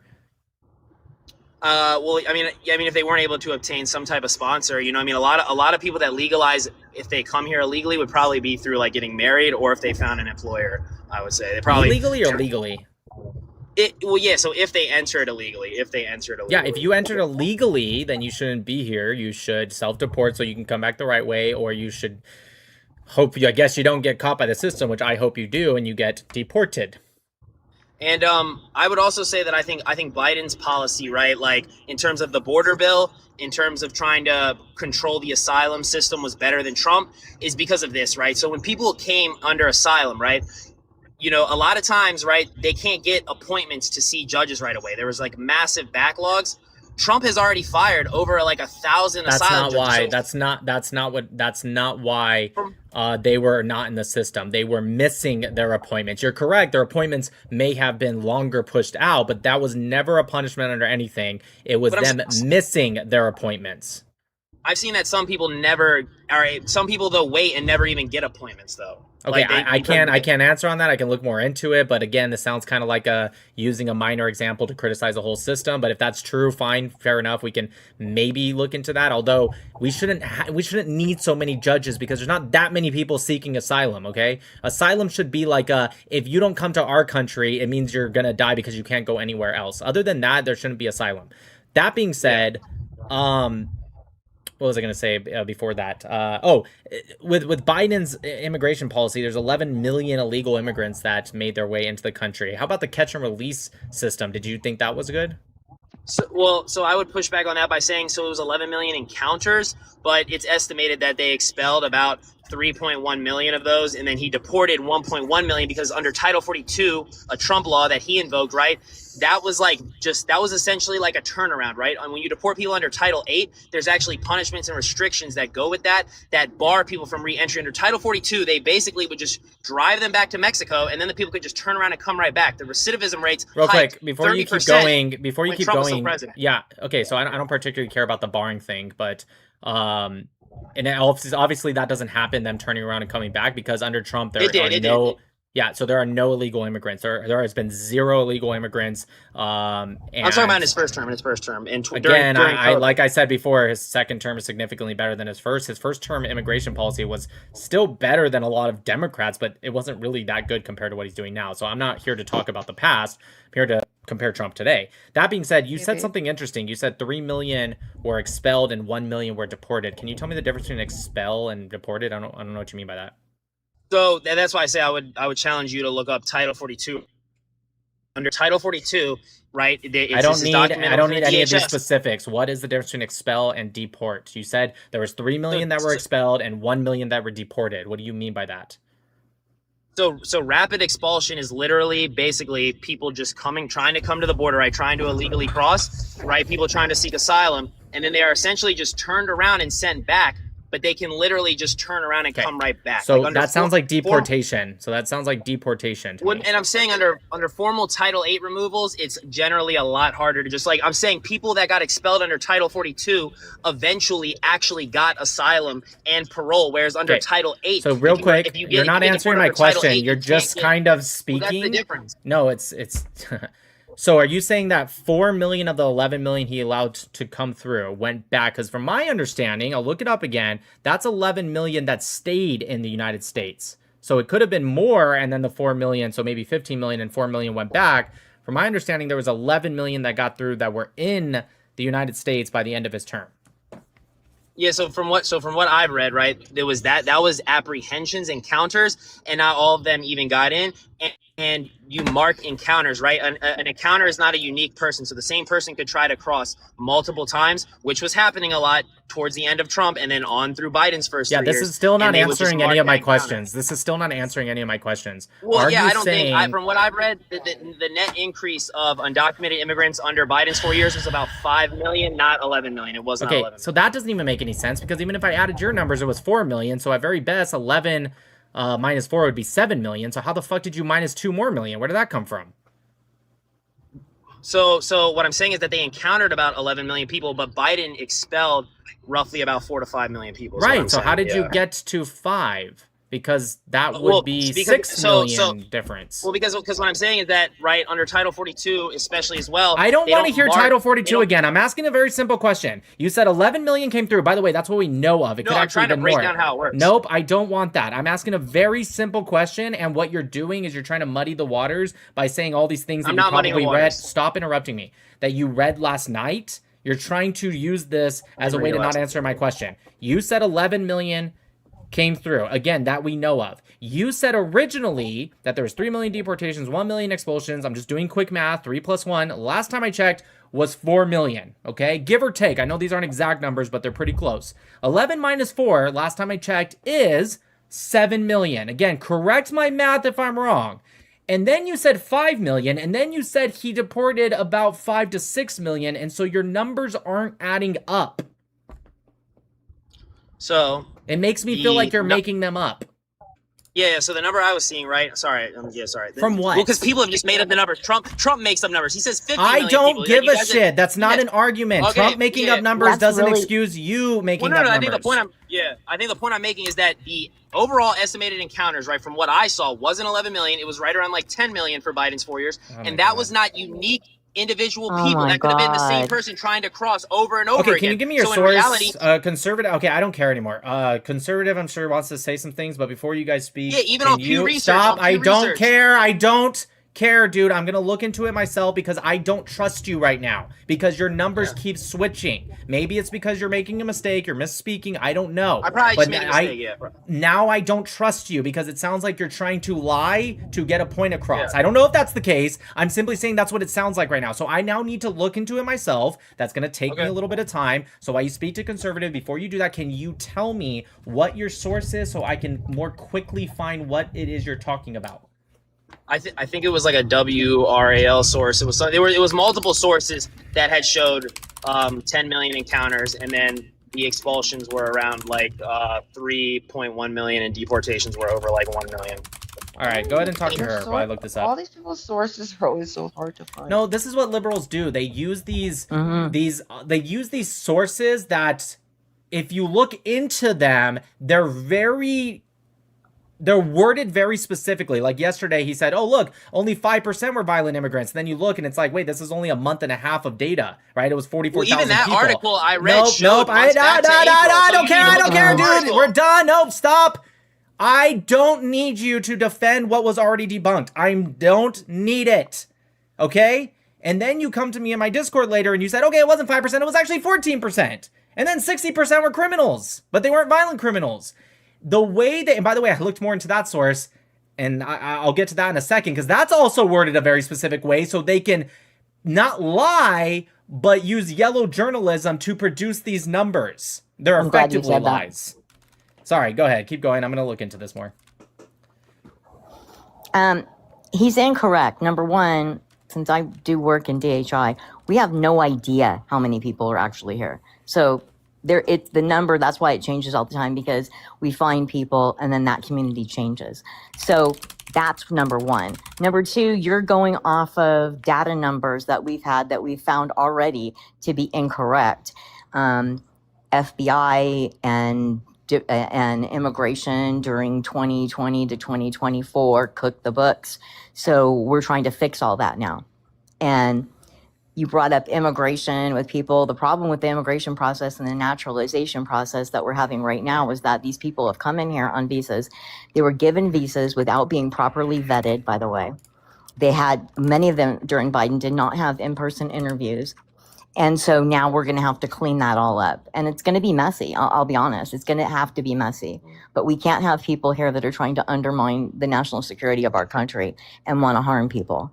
And I was going to say, Nick, you're correct that even like in my state of California, they have cooked the books, the FBI has and stuff, and they've made felonies, misdemeanors with these people. That's why they don't hold people here, and they won't cooperate with immigration either. Right. And I just want to emphasize what you said about it being messy. A lot of times people don't understand. Do you need me to wait, Nick? It's going to be a well-oiled machine at first. No, not especially when you're fixing this kind of mess. Okay, it's so complex. For sure. So I'm looking real quick right now. So the border encounters, which to be fair is not the same as let-in, I'm just specifically saying, that includes people who were stopped and expelled, which I think is kind of what you were talking about, detained, or allowed in temporarily for asylum processing and parole, which is one of the biggest mistakes that Biden did. The gotaways were in 2021 alone 660,000, right? So definitely over 2 million. Some reports are as high as 3 million, but let's go with 2 million plus. Okay. On top of that, estimates of people who actually stayed, right? Unauthorized population from the Migration Policy Institute says 3 million increase. This is all Biden's time. Everything I'm saying is Biden's time. 5.4 million in one census-based estimate from 2021 to 2025. 6.7 million new arrivals claimed by the Heritage Foundation. Now, I will go in and go with the 5.4 million because I know Heritage is obviously more conservative. I don't think they're lying, but just to be fair, I'll go with the middle answer. Okay. I guess I didn't lie then. What? I guess I didn't lie then. I guess I wasn't lying. No, you are. This is debunking. How would I lie? I said it literally increased by like 5.4 million. I said you're not understanding. And I was right about the encounters. Nope. You're not understanding. This is debunking you. This is talking about. How is it debunking me? Holy shit! If you shut the fuck up for 5 seconds, I'd be more than glad to explain it. This is addition. This is just the specific scenarios of that increase. On top of that, it's gotaways. On top of that, it's the encounters of people that were let in through asylum processing, and many of them never got to or never went to their appointment. So all of that together, that'd be 2 plus 6. That's 8 plus another. Again, this says 3 million, but we'll go with 2 million. That's 10 million, right? Between those three categories. And I'm being conservative, by the way. If I wasn't being conservative and I went with the higher end, it's actually closer to 10, 11, 12, 14. 13. 13 and a half million, right? No, you can't. No, you can't. So I'm trying to explain. Shut up. I'm trying to explain to you how it's debunking you, and you are, I don't know, too proud or whatever to just shut up and listen because I'm trying to explain to you. And I'm giving you the sources, by the way. I even said Heritage Foundation. I won't use their number because I know it's a conservative organization. I use census-based estimate, right? I don't know how you could possibly think that that's bias, and that's only the years of Biden. It's anywhere between 10 million to almost 14 million. Not whatever you said. So wait, then why did I thought Heritage Foundation, when they were saying the 6.7 million, they were saying the net increase of new migrants in the country because people were being removed. I thought the total encounters, you would subtract the total people expelled or removed from that. So what Heritage Foundation, as I'm reading it right now, is talking about analysis of asylum aliens into the U.S., which there would obviously be more than just asylum seekers. Obviously, that was during the Biden administration. It seems to be... Can you come back? I feel like you're not listening. I'm listening. I'm looking for numbers as well, because I'm looking for that if you're migration policy too. And if you're reading and listening at the same time, I don't think you can do that. I'm just going to be real with you. Because from what I thought... Yeah, go ahead. No, go ahead. It's very simple. It's more than just that. But let me make this argument simpler because it's so ridiculous. Let's pretend it was. Let's just round up and call it 7 million. Let's say it was only 7 million. How in the world is that even better? Well, I think what happened is that the numbers, there were already people that were already planning on coming because a lot of the destabilization in Latin America, and I think there was a wave of migration coming. And can I tell you something? You know, asylum is not economic, right? You cannot seek asylum for economic reasons. It has to be political or religious persecution, not because you're not making money where you live. That's not the way it works. And if it's humanitarian, then that's totally different. It's handled completely differently. It's a different department, everything. Also, these people were coming and basically right over the border, like an invasion process. They went over the Darien Gap. You're supposed to stop at the first country you get to when you leave. And you're supposed to stay there until our State Department says you can come, and you go through the entire process. They didn't do that. They absolutely did not do that. We have no idea who's here, by the way. But that's what you're trying to argue with Nick on. And Nick's being super conservative with the numbers, I'll just tell you that. So, I don't understand what your argument is. It's not good. You're replacing our culture. It's very scary. Anyway, so, yeah, I mean, I didn't think that people across the border had that much that weren't in common with us. I mean, I guess a lot of them don't speak English, but you know, it seems like you're being disingenuous. No, you're not going to make that issue, buddy. Really? I agree with you on like Islam and stuff. Yeah, but I from what I've seen, like Hispanics and Latinos have kind of lived here for a long time. I didn't really know that they like. Oh, so black you mean culture. people coming from El Salvador or Guatemala? Well, no, I mean the largest percentage. You know what's funny? You know what's funny is when liberals, as someone who's literally Mexican, my biological father is from Mexico. I've been to Mexico more times than I can count. I have family in Mexico. It's really funny how you white liberals always have this fucking weird thing where you try to be not racist and then you say the most racist shit. Yeah, do you think all Latinos are the same, bro? She's clearly not talking about just anyone that's Mexican. You're saying people from El Salvador, the people that are specifically coming into the United States, you think that they have the same culture as us? No, I mean, yeah, I would say so. I just find it funny because what it sounded like to me, Max, is you're saying all you Latin people are the same. That's what it sounded like you were saying. So I just looked at that heritage source and it literally said. So real quick, it sounded like you were saying. It sounded like you were saying that all you Latin people are exactly the same. That's what it sounded like. And then the fact that you couldn't answer, you weren't saying that, and you tried to deflect, makes me feel like you really were saying that, and you wanted to deflect away from saying yes or no. I'm just flustered because I've looked at these statistics a lot, and I swear the Heritage Foundation source you're even talking about that I just looked at said a net increase of 6.7 million, not on top of all the other stuff. Yeah. So once again, we do not. Do you know what an encounter is? Yeah, when someone is apprehended or encountered at the border. Right. What happens to somebody that's not apprehended or encountered? Yeah, that would be a Godaway, and I thought those estimations were at about 2 million. Perfect. Real quick. No, so if there was, it's a lot higher than that. But real quick, first off, how would they know who's a Godaway? If they were never encountered with ever, they were never apprehended, they were never arrested, they were never turned around, how do they know? It would probably be surveillance and then just other broad estimations. No, that's not the way it works. Okay. Hold on one sec. Let's assume it's not the way it works, but let's just assume you're right. Is it fair to say that a lot of the times that's not going to be a foolproof plan? Excuse me. Yeah, I agree with you. So is it fair to say that the number is probably higher than even some affirmed estimates? Possibly, it could be. Okay, great. So if there was 11 million encounters, okay, that does not include gotaways. Do you agree with that? Yeah. Okay, so if gotaways, I'm seeing somewhere between 2 to 3 million. It might be higher, but let's go with that. That puts us closer to 14 million. How many people did you say Biden deported / got rid of, whatever the word you used?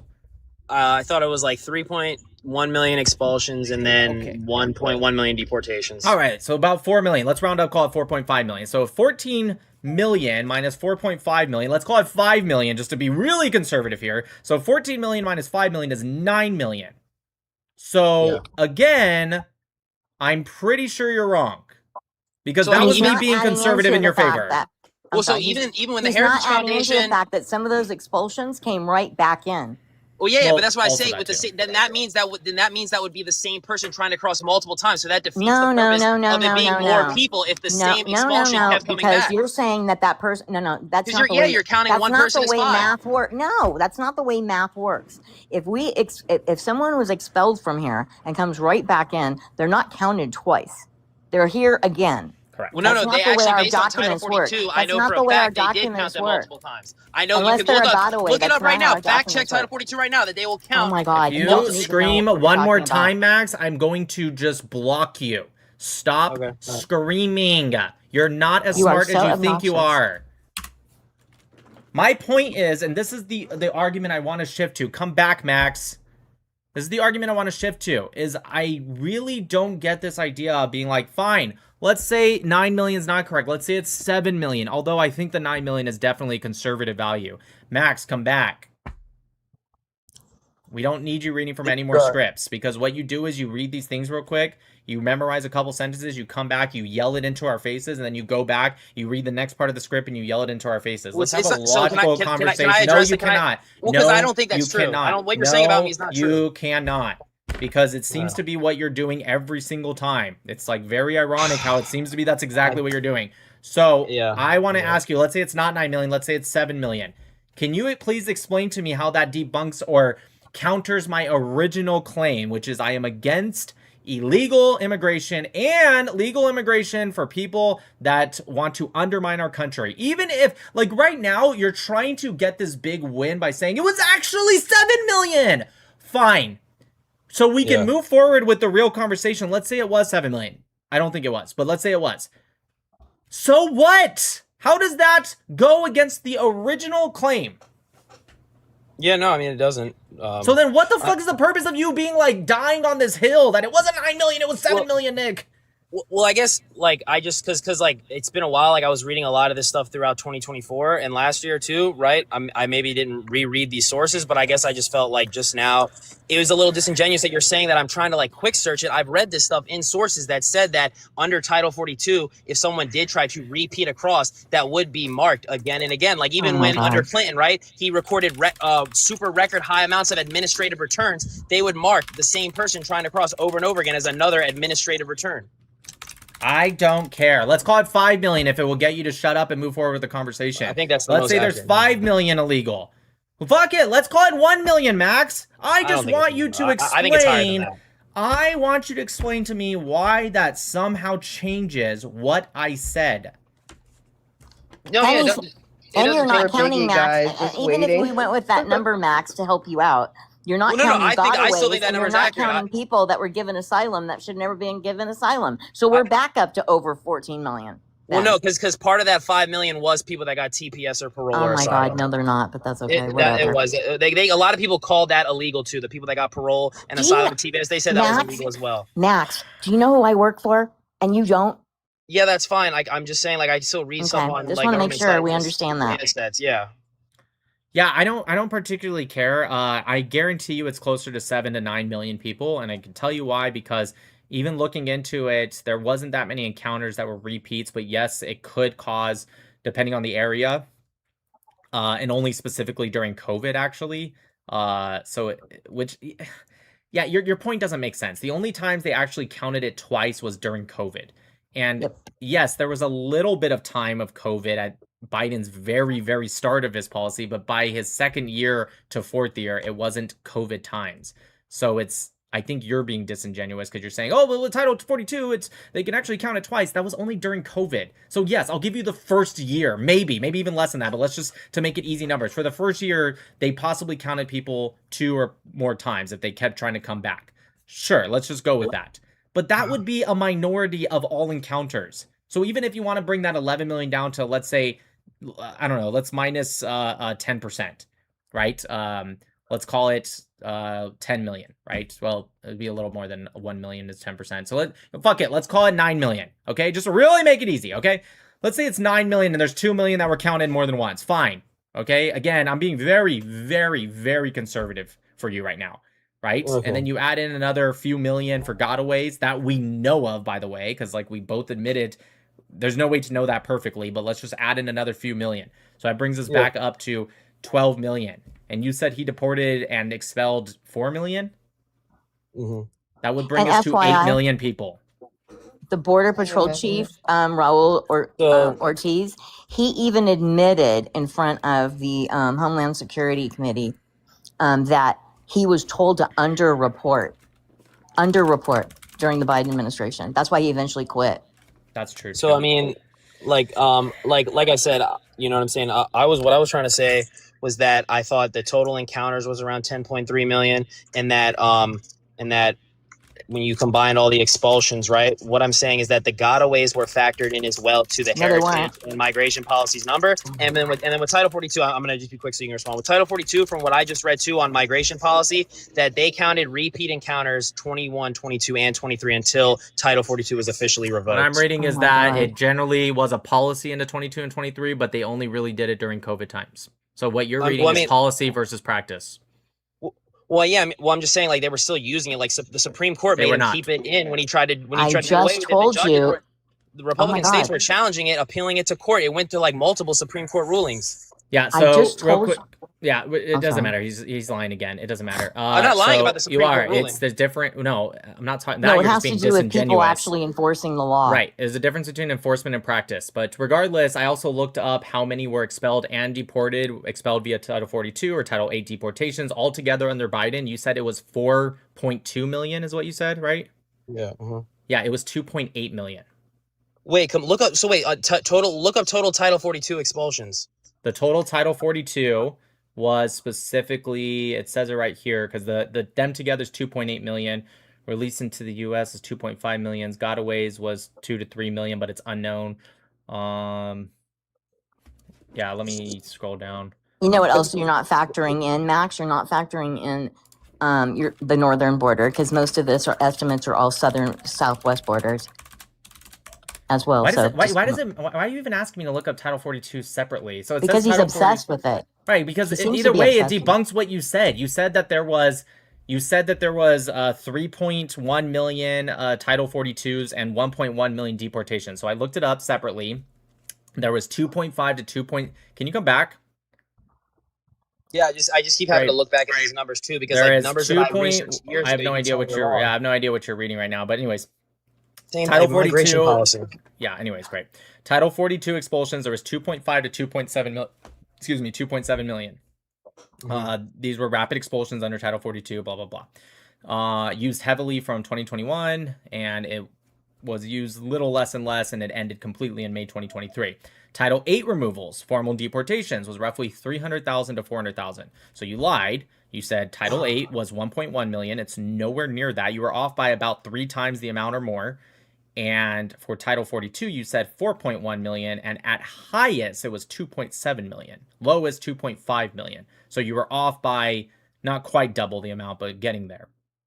So when I said like deportations outside of Title 42, and obviously this helped people come back into the country, but I was also referring to like he was using a lot of like administrative returns again as well that factored into that 1.1. But administrative return, those people could hypothetically try to come back and I don't care about that. So you're being disingenuous on purpose. Can I ask you a question? Why do you care so much? Title 8. I never said 1.1 million Title 8 though. I don't think. Yeah, but if you were including people that could just come back, then you're being disingenuous to inflate. By the way, just so you guys know, what he just did right there and admitted to, this is what a lot of these liberal articles do, where they say, well, technically they don't expect you, and I'll admit it, I don't know. I mean, I'm learning a lot as I go. I know what a Title 8 and Title 42 is, but not off like the top of my mind. I won't remember exactly which one's the Title 42, which one's Title 8, because I don't deal with these numbers every single day. Now, of course, I know the difference between Title 42 and Title 8. So what a lot of these articles do is they kind of use these sort of twists to try to inflate the numbers that go to their advantage. He just did it right now. He's like, well, I was including the one that technically they could come back.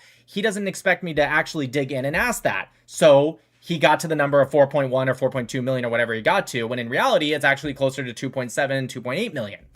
This is what they do every single time. He's also acting like that they were being enforced at all.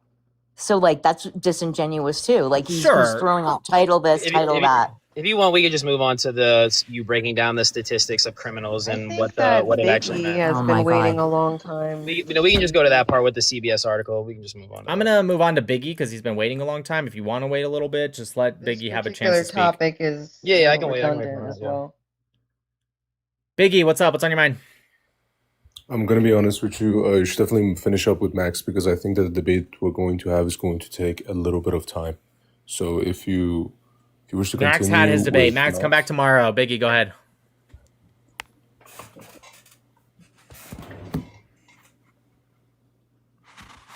Biggie, go ahead.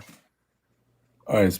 So mainly, I mean, there's a lot of things that we could talk about, definitely, between the things that you said, but we could talk about stuff like Iranian politics. We could talk about the occupied territories, and we can talk about immigration systems as a whole around the West.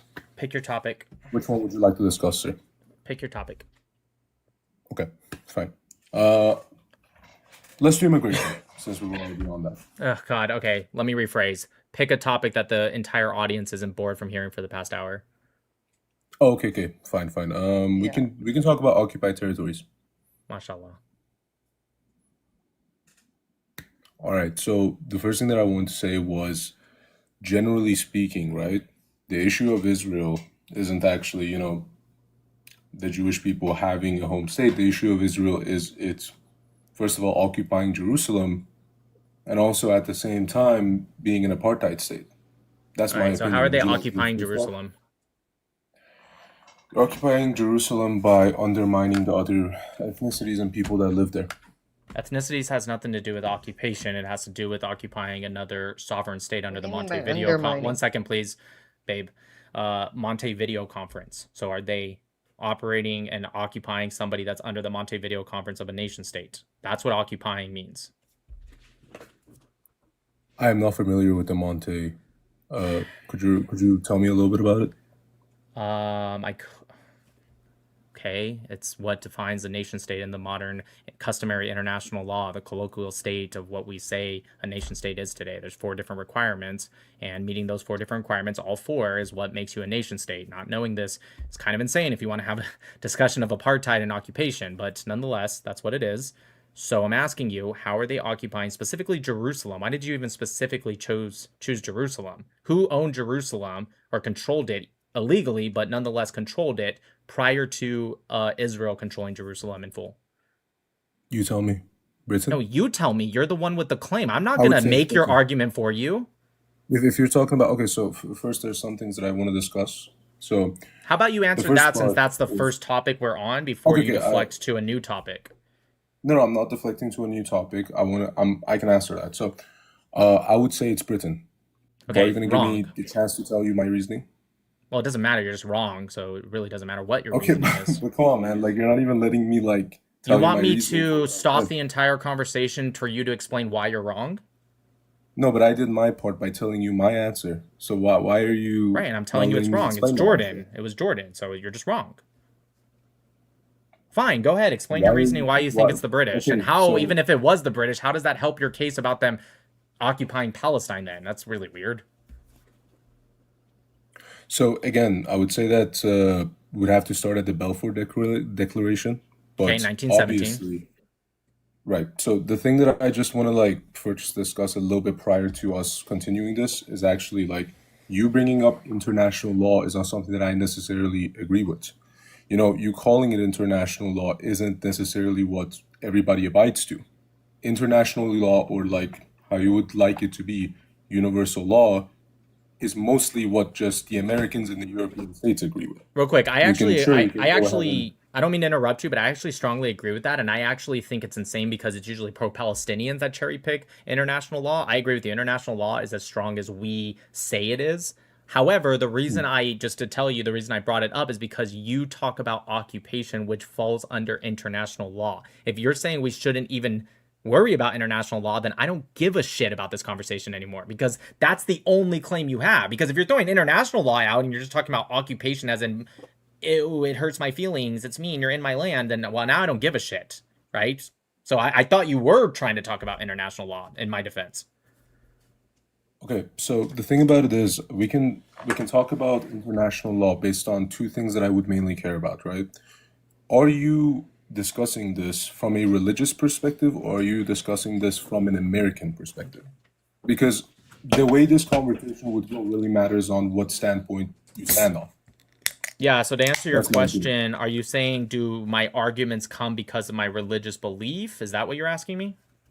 No, sir. So the thing is that I would say that if you believe in any monotheistic religion, Christianity, Islam, Judaism, you would believe in divine law. So our Constitution is not the law that is given to us by whatever humans that make it, regardless of what states they're from.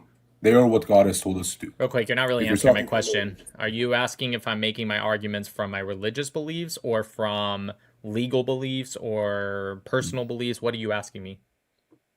So the thing is that since I'm debating you, I would like to know, like, you said that you don't care if I don't talk about international laws, but I'm asking you, I'm going to make it more direct. Okay, real quick, I'm going to ask the Are you question a again. religious I'm not person? trying to interrupt you, but you are really not answering my question. You said to me, Nick, are you doing this from religion or from an American standpoint? And I'm asking you to answer that question correctly.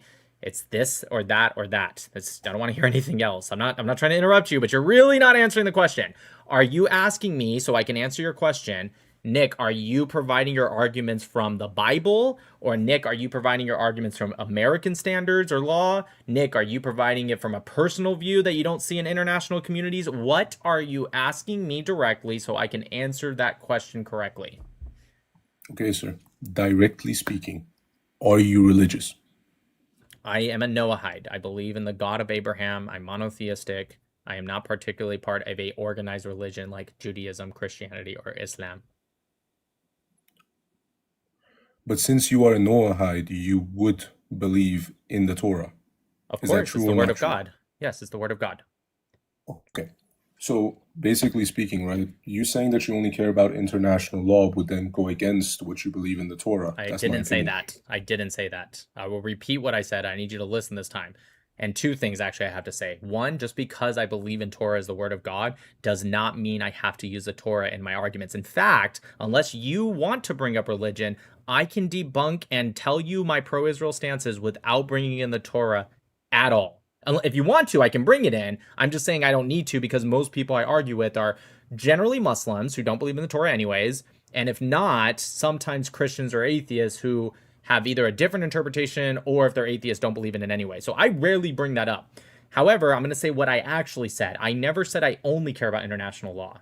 In fact, I said the opposite. I said I agree with you about not really caring about it. What I said was the only reason I brought it up was because I assumed that's what you were going down. Because if you're not using international law when talking about occupation, which is a international law terminology, I found it kind of silly because if you're not invoking international law, then who cares what you have to say or I have to say about occupation? That's what I said. All right. So I'm sorry that I misunderstood you then. Let me That's okay. try and like tell you a little bit more about my standpoint, right? Okay. The thing is, I put divine law above everything. So the thing is, I do agree with you that some Muslims say that the Torah is trash and we should not care about it. Me personally, as a Shia Muslim, I do not believe in this. So if we're going to talk about the Torah, I would actually love to hear your arguments for the existence of Israel Sure, within the Elijah, context of Zechariah, specifically. no, Have I you mean, read the like, Torah? could you actually Or like the read the Tanakh, I should say? verses? Is it possible if you could read the verses because I'm not very familiar with the Torah? Because I don't think like religious books are trash. I believe that they've been corrupted, but I don't think that doesn't necessarily mean that they are trash. And I don't think they're trash because they do still withhold, again, contain, my bad, holiness in it. So I don't think they're trash.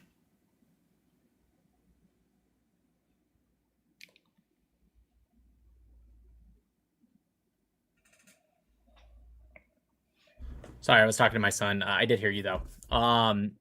Yeah, I agree with you. The Quran, I actually think, because I've read the Quran as well, I believe it actually affirms the Torah and the scripture specifically for certain people in the Quran. I was bringing this up earlier. The Quran actually implies strongly about, hey, these people have their scripture, let them follow it when they're talking about legal matters for their people. Same thing with the Christians and with the Arabs. So I agree with you.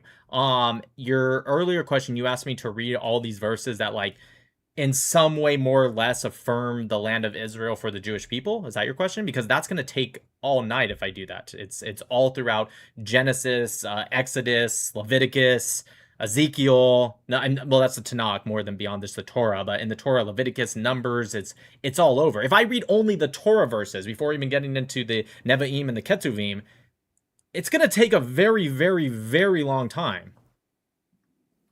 All right, sir. Then no worries. I fully understand. By the way, a quick question: do you have Discord? So you could send me these verses from the Torah. We can maybe like discuss that later, because I am very interested about actually reading these verses. I do have a Discord. But that could be for a later time. Yeah, I think actually somebody set this up. Let me test it right now. I think if you go to nickmatau.com, it does. This is a fun fact, actually. I should mention this to everyone. If you just go to nickmatau.com, it will send you to my Discord link, which is super awesome. So nickmatau.com. Wow. Fancy. yeah. just one word, nickmatau.com. It will, yep, I have a .com. Schmancy, schmancy. Yeah, I mean, But we can totally like assume that we can. I'm trying to you think know of like what? the biggest ones. Like it'll take me all day if I read every little one. Like the biggest ones is obviously in the book of Genesis, chapter 12. It specifically talks about to your offspring I will give this land. And then as you go into the rest of the Torah, you see that covenant pass through Isaac, Yitzchak, and Jacob, Israel. And so when you look at that, and by the way, it says that over and over and over throughout the rest of the book of Genesis, right? When you go into Exodus, I will bring you into this land. I swore, hold on. Actually, I have my Tanakh right here. I will bring you into this land. I swore to Abraham, Isaac, and Jacob. It says that in Exodus. I'll get you the chapter real quick. I know it's somewhere right here. It's in the beginning. I know that. 6. Yeah, here it is. Chapter 6, verse 8. Specifically says, I will bring you into the land which I swore to give to Abraham, Isaac, and Jacob, and I will give it to you for a possession, I the Lord. Right? And then when you go into Numbers, it says you shall take possession of the land and settle in it, for I have given you the land to possess. You go into Deuteronomy. It says, which one's Deuteronomy? Deuteronomy says, go in and take possession of the land. And the Lord swore to you, your people, I don't remember the exact word it uses, he would give to your fathers. You go into the book of Joshua, specifically says the Lord gave Israel all the land he had sworn to give their ancestors. Not one promise failed. Yeah, so on and so on. And that's just like going right after the Torah with Joshua. Once you get into, again, Ezekiel, and also God, it's hard to remember them off the top of my head. I'm sorry. But regardless, it consistently reaffirms this. And then even during the exile, it says, you will be spread to all four corners of the world, and I will bring you back into the land. Right. So the thing is that obviously, me without fact checking this, I will fully believe you. And for the sake of the argument, we're going to continue with saying that yes, the Torah does affirm that the land of Israel belongs to the Jews from the, from the Nile to the... Amos, thank you for the chat. Amos, that's what I was talking about. Sorry, keep going. No, but it was from the Nile to the, where? It actually is not from the Nile. Actually, that's a common misconception from people who say they've read the Bible but haven't.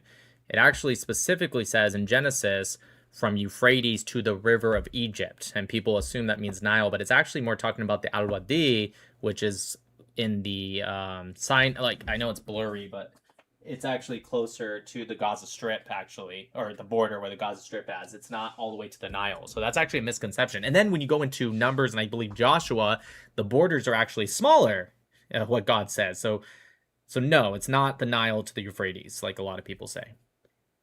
Of course. So another question that I would want to say was, since you've mentioned this, why is it that there has been patches found on Israeli soldiers that mention more of that land that you mentioned? Because they wore that patch? Why does that matter? I wore different patches when I was in the U.S. military and I was on deployment, and we were allowed to take off our... by the military. Yeah. So we took off our patches. We had official patches when we were in port. When I went on deployment, we grew beards. That's not allowed in the U.S. Navy, but we grew beards. We would wear deployment shoes, deployment shirts, deployment hats, and we would also take off our patches and we would put on our own patch. It couldn't be anything like a naked woman or something. Then the captain would just get mad at you, but we would put that on all the time. But I find it funny how you're giving so much life to such a silly onesie twosie picture that is pulled from like 3 years ago. No. So the thing that I wanted to mainly get into was actually more of, is what you said about the territories of Israel does everybody agree with it? That's actually I think you more know of the answer to this asking. question. You sound like you were in good faith when you first kind of came up on the live, and now you're asking questions that are anti-ethical to what you were originally. The way you sounded originally, you sounded very good faith. You're very cordial. I really appreciate it because it's much better than screaming at people to not deflect. But now you're asking questions that I know for a fact you already know the answer to. If you ask that question in any scenario, in any group of people, do you think 100% of people agree with blank? The answer will always be no. So I feel like you know the answer to that, but if you need me to answer, obviously the answer would be no. Not everyone thinks that way. But I feel like you already know that. You really believe, especially when talking about Jewish people, they argue more than anybody. You believe 100% are going to agree with anything? You can't even get 100% of people to agree what day of the week it is.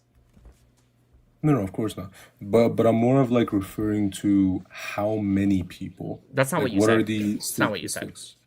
That's not what you said, and there's no way to actually know those statistics, so I'm not going to answer it. Well, that's fine. That's okay. I will. There's no way there's no source you're going to find that's going to give you that answer.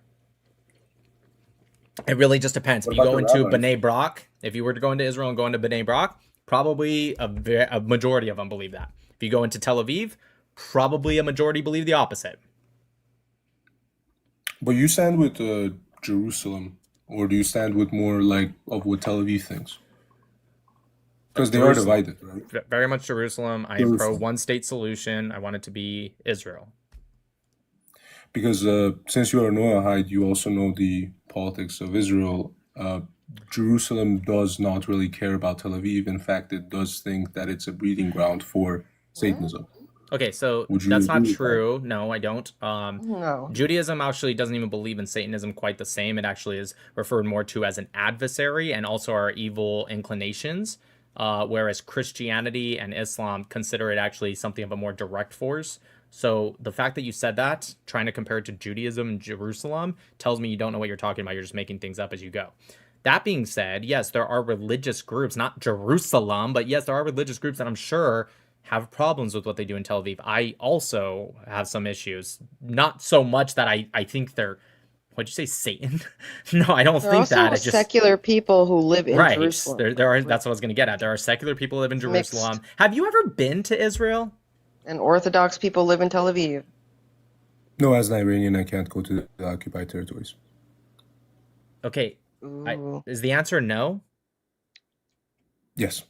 No, wait, I said Israel. You believe all of it's occupied now? I thought you thought only Jerusalem was. You think all of it's occupied, the whole thing? Occupied territories are the occupied territories. So I'm asking you. I asked you if you've been to Israel. I've asked you if you've been to Israel, and you said you can't go to the occupied territory. So it strongly implies you believe now all of it, from river to the sea, is occupied. Is that what you're saying? You can say yes, but I just don't know how to answer you. No, but I do believe that a lot of... Sorry, you can go first. You want me to answer, or... I said I don't know how... Okay, I'm going to try this one more time, okay? It's either yes or no. Are you saying everything from the river to the sea, north to south, is occupied? The fact that you're having such a hard time saying, yes, I do, Nick, or no, I don't, is making this really hard to continue with the conversation. The river to the sea? Meaning, like, currently... Oh my God, Jesus fucking Christ. What is so confusing about my question? Hold on a second. What is confusing about my question? From the Jordan River to the Mediterranean Sea, from the north of the Lebanese and Syrian border to the south to the Egyptian border, okay? And then Jordan on the east. Do you think that is all occupied territory? This is not a difficult question. Absolutely. Okay, great. So the reason I was confused was earlier you were just saying Jerusalem only. So it made it seem like you were saying just that. So you think all of it is. Okay, great. Do you have an American passport? No. Okay. Do you agree that was actually a pretty easy question to answer and I didn't need to raise my voice just to get you to answer that question? I was trying to ask you a question about the question. Let's try it one more time. Do you agree that was a pretty easy question to answer with yes or no without having to like force you to get the answer? Not to a person that doesn't know. I don't know what you were referring to when you said the river to the sea. I genuinely speak. And you think you're ready for this conversation? Like, well, yeah, I just wanted you to define what the river to the sea was. That's all. How many rivers are in Israel, Palestine, whatever you want to call it? Is it just like full of rivers? What he thinks about the war. I'm just nope. We're not going to get to how many rivers are there. I'm just a little confused. No, like, how many seas? Honestly, I just wanted There's the Galilee Sea up north, I guess. Is that what you're referring to? I'm just... Nick, I swear by this. Great. I only wanted you to define what the territories are. That's all. You've never heard from the river to the sea, Palestine will be free. You've never heard that, ever. Not once. It's very... See, but that's what I mean, though. It's Okay, like, let's try I it need one to more hear time. from a Noah. You've never heard from the river to the sea, Palestine will be free. You've never heard that ever. I've heard it before, yes. But Okay, and you've never thought, what does that mean? No, sir. I've definitely thought about what it means, but I wanted to hear it from you. And you never ever That's thought the- to look into it. What did you say? Oh my God. We do have other guest requests. Like, I'm trying to give this guy a chance, but this is insane how fucking stupid he's being right now. No, honestly, Try it I'm one more telling time. you, one of you people, Do that's all. you said you wondered what it mean. Have you ever looked into it? It's not a difficult question. I don't know why I have to ask every question 3 times to get an answer out of you. It's like you think I'm asking It's this a like simple super question. trick question. It's yes, Nick, I did look into it. Or no, Nick, I've never looked into it. This is not fucking hard. I thought Iranians were like some of the smartest people in the world. Don't you guys have like an average IQ of 106? What the fuck is happening right now? I'm going to try one more time. Did you look into what that phrase meant? I have looked into what that phrase means. Yes. Okay, so you did know what the river to the sea meant already. By Palestinians. Great. And you think when I said the Not exact from same Ohio. phrase, you think I'm going to be talking about a different river? Please tell me which river I'd be talking about. Again, as I said, you just said. All right, that I'm going to do me a difference. favor. I'm going to need you to smarten up significantly before you ever debate not just me, but anyone in this topic, okay? I was almost excited for you because you seemed very cordial, but I was quickly corrected. You are not ready for this conversation. Let's just move on. Hey, Maybe, I had go a ahead. question. I heard. Oh yeah, sorry. Hey, No, I had no. a question earlier. Earlier you said that the Palestinians have like no reason to hate the Israelis. Like I you never were said saying that. and that's Literally what, never said that once. or you said something along those Nope. lines. Nope, sure didn't. you I would don't never know, say just that. so- I literally would never say that. I didn't say anything near that. I have no idea why you're saying that. If you have a point to make a point. You don't need to try to pretend I said something I didn't. Well, I just what I thought I heard you say. So, Nope. do you think that I don't know? All right, that's what I thought you They said. have a so I don't know lot what of to reasons. start. They're brainwashed from children to be little terrorists and sympathizers for terrorism. Well, why do you say that? Because they're brainwashed through saplings of Jerusalem summer camps, for example, Farfur, the Tomorrow's Pioneers, all of that literally are things that play in Gaza and in the West Bank for a time period to the children of the Palestinian people. No chance like from the river to the sea or from water to water. Palestine will be Arab because we know what y'all are saying in Arabic. Things like that. Yeah, I'm Well- saying it because it's true. There's hundreds of thousands of kids that go to the Saplings of Jerusalem summer camp. Yeah, fair. All right, I didn't have like an argument. I just thought that's what you said. All right, mashallah.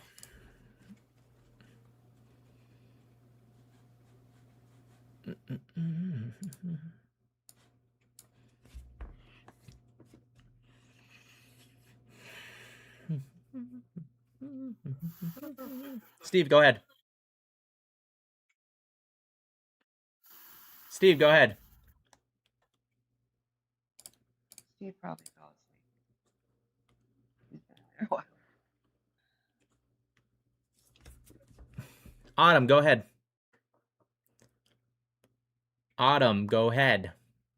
Nick, Yeah? did you see my message? No.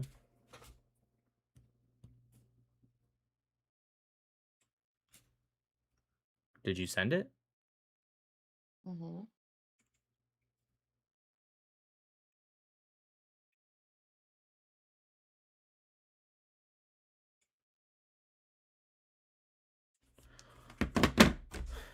All right.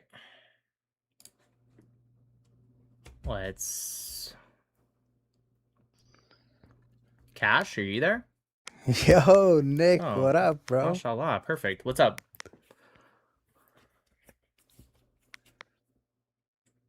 What up, man? Just a quick. I just need to know quickly on a couple questions before we can, I guess, start the argument. Um, what do you think should happen to the Palestinians in Gaza and West Bank? That's up to them. They have 3 choices. They can choose Gaza, Jordan, or Nazareth, which are euphemisms. It's an analogy, really, to represent death, leave, or coexist in peace. Nazareth represents the many Arabs, many of them who might have some problems with Israel, but love their country and they want to see what's best for their country and what's better, at least from their point of view. And they are more than happy to live with Israel under a Jewish state. Okay? They can choose that option. They can choose, you know what? I don't want to do terrorism. I'm sick of the fight, but I also don't want to recognize this Jew land. Okay? That's the representation of Jordan. In which case, they actually have like 53 choices because there's like so many Muslim states that they can choose. Or they can choose Gaza. They can continue to fight, and they and their children will also die. And if they continue to tell their children to do the same thing like their fathers did before them, and mothers too, because they have a lot of women terrorists as well, but mostly fathers, and then those kids grow up to do the same thing, they are also going to die. And I have no sympathy for it whatsoever. Hopefully they choose option 1 or 2. If you were born in the West Bank or Gaza, wouldn't you be mad at Israelis for Probably. the occupation and the years of unfair treatment they've had? Sure So would. how can you blame them? Because How it's can not you based blame in them reality. for I don't base my answers or values on feelings. The reason I answered yes to you is because I would feel that way, What? because I would That's a shut the very fuck up privileged for a thing to second. say. I don't care. I'm not a liberal. You're not going to say, "Oh, that's a privilege." I don't care. This check your privilege bullshit's not going to work. So if you shut up so I can finish my answer, That's because this is what you crazy. guys love to do, is you guys love to not hear the full answer, so you try to cut people off. We can have a cordial conversation, or I can smack you down intellectually. I don't care. I'd much rather have the cordial one because I get a headache. But if you don't want to, we can go the other route as well. So you asked. Cash, there are also a lot of other peoples in the history that have gone through things and they don't victimize themselves and keep it going for 70 years. Okay. So Literally, you're the asking. Jews did. Nope, shut up. That's Nope. what the Jews do. When did the What Jews the hell? ever victimize Oh yeah? themselves? Is that what we do? The Jews right after Bro, the you got a guys end talk of. about Shut country the and we're fuck now up, Cash! You We have a cannot country and continue we're now to answer successful. questions or ask questions and then not let anyone answer. Just wait. The Jews, within years of the worst tragedy in modern history, immediately created a state and went into defending that state. In what world did the Jews do that? That is fucking insane. They didn't try to cry occupation in Poland or Russia or in Germany or the ex-demis of the Middle East and Iraq in Syria, which had a 2,000-old Jewish community that's older than all of Islam itself. In Yemen, where it had a 2,000-year-old Jewish community that's older than all of Islam itself. They didn't do any of that. They were persecuted. And when we talk about the MENA region, they were kicked out of all those lands where there's next to none or literally none in any of these countries that used to have thousands and thousands, sometimes hundreds of thousands of Jews. They didn't do any of what you're saying. You're pretty fucking sure the insane. Jews 1 didn't second, please, fight. babe. 1 second, please. They didn't do any of this. They literally created their own state and they are thriving in their own state. This insane notion that you're saying the Jews did this because you're trying to project your fucking liberal ass. Well, that's a privileged thing to say. Like, as if that's a fucking good argument. It's 2026, bud. Nobody fucking cares about the whole check your privilege thing. We left that back in like the last decade. Okay. Jews Now to didn't answer also your original fight Germans. Now to answer. Okay. Now to Sorry. answer your original question, right? About why I would feel that way. The reason I would feel that way is because if I was born in the West Bank, I would have been brainwashed. I would have been grown up watching Tomorrow's Pioneers with Farfood, the fake Mickey Mouse, right? Telling me about the Yahud and what they did. So of course I would think that way. But why is that an argument for this debate? Do you think I give two shits at all about how they were raised? I don't care. You asked me about reality here. You can It's unmute not about yourself. being brainwashed. It's their lived experiences. They can't go anywhere. They're always checked. They don't have to be brainwashed to feel the way they feel about Israelis. Okay, so then why are they? Can you explain to me why tomorrow's pioneers exist then?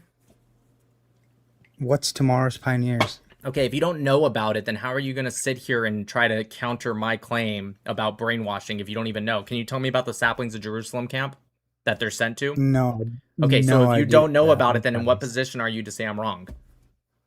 You're in a position to say, I don't know, Nick. I need to look into that. I'm not saying you have to believe me. In fact, I want you to look into it because I am telling the truth. But what position are you to not say I don't know, but to say, no, Nick, you're actually wrong? I didn't say you were wrong. You did. You said they don't have to be brainwashed for these feelings. Okay, so you're effectively. That doesn't mean I said you're wrong. It literally means that there's because I'm another- saying it there's literally another it argument. literally means that because you are saying the opposite of what I'm saying. So if you're saying that, then that means I'm wrong because it's not like they can it's not like they can agree with each other. It's not like they can exist. One claim is right or the other one is right. So by saying That's this, not how you the are world literally works. saying no. It literally is in this claim. If you're saying that they don't need this at all, and I'm saying no, this is needed to have at least the level of hatred that they have, you are literally saying I'm wrong because it cannot both be true at the same time. If your brother was kidnapped and put in Israeli prison since he was a kid, what did he do? You would hate them regardless. What did he do? What did he do? What did he do? There are zero kids that are kidnapped. If my brother threw rocks at the military convoy and got arrested, then okay. Why would I hate them for it? What about the stories that I hear of? Don't care. I don't care about anecdotal stories. I don't care about anecdotal stories. I'm not going to give you any anecdotal stories. You literally just said, what about the story I heard? Are you not fucking listening to yourself? You literally just started your sentence with, what about the stories I heard? I said, I don't care about anecdotal stories. And then you responded 5 seconds later and said, it's not a story. Did you not hear your first claim about what about these stories? Well, it's something I heard that happened. So a story in the West Bank. So great. That would be called a story. Yes, good. I don't care about anecdotal information. I'm going to give you the exact same respect by not using anecdotal information. I don't give a shit. Why would I care? Okay, what are your thoughts on the greater Israel project? The more I speak with you guys, the more I would love for Greater Israel to exist. Honestly, because I can't imagine how the world would be better off with your kind and your fucking ideology and this insane bullshit I keep hearing. I think it would be great to have more Israel. The world would be better off if the world was more like America and Israel and less like China and Iran and fucking Palestine and fucking North Korea and Russia. I think the world would be significantly better if there was more Western ideology. What's wrong with China? Concentration camps, communism, massive oppression. I can keep going. It doesn't seem like it from the outside. That's great. Why would that matter? Americans. Why would that matter? Answer that question. Why would that matter? Answer that question. Why would that matter? Why would it matter what it seems like from the outside? Why would that matter? They seem to have a good life there. How about the Uyghur Muslims? Much better than Americans. How about the Uyghur Muslims? How about the Uyghur Muslims? I think that's. How about the Uyghur Muslims? I don't think there's that's pictures. Really there's literally true. drone pictures. There are people that are literally testifying to it. You're saying everyone's lying and all the pictures are what, AI? Even though the pictures existed from before AI? Answer the question. Answer the question. Answer the question. Answer the question. Why do you care about it? Doesn't matter if I care or not. It doesn't matter. Answer the question. You don't get to ignore the question because you think I do or don't care. Wait, what that was has nothing to do with it. Question? Okay, I'm moving on. Okay, I'm not repeating myself again. Let me catch up with these super chats.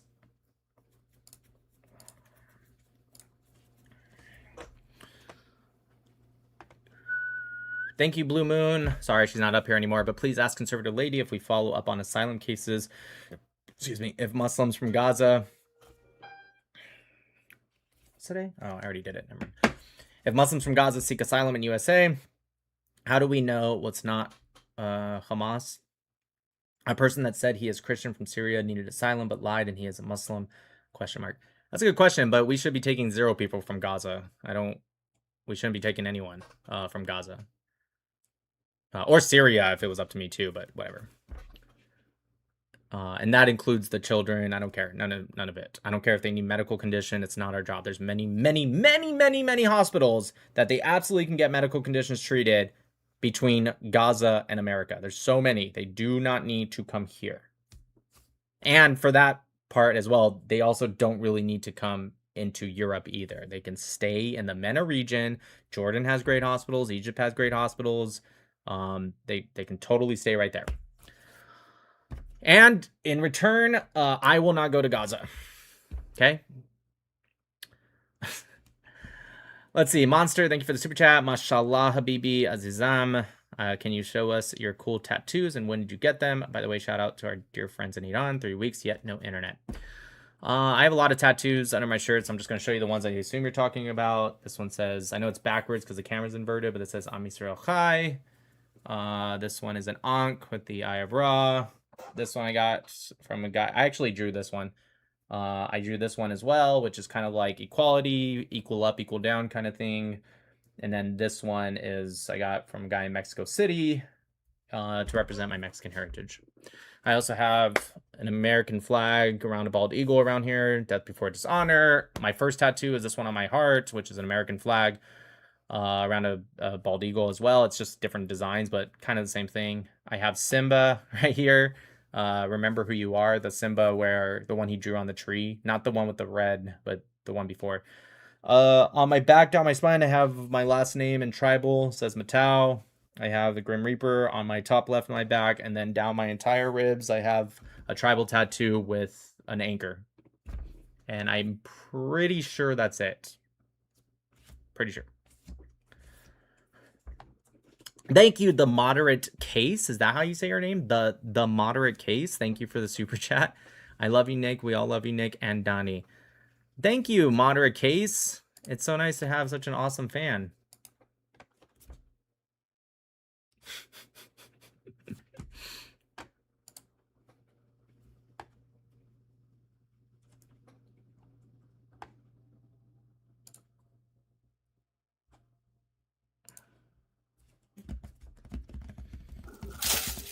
Janny, go ahead. Oh, hey, you hear me? Sure can. What's up, Nick? Listen, I got 2 questions. Okay. The first one is, what got you into researching Israel? And the second one is, as a service member of 12 years, do you have any sage advice for somebody who's going into the IDF next week? Well, a completely different military. I don't know how you guys do your stuff, but yeah, it was really just to keep it short, it was really just like a snowball effect.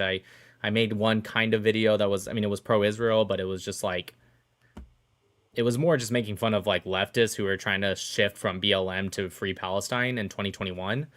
And it just kind of continued on from there until I got where I am today.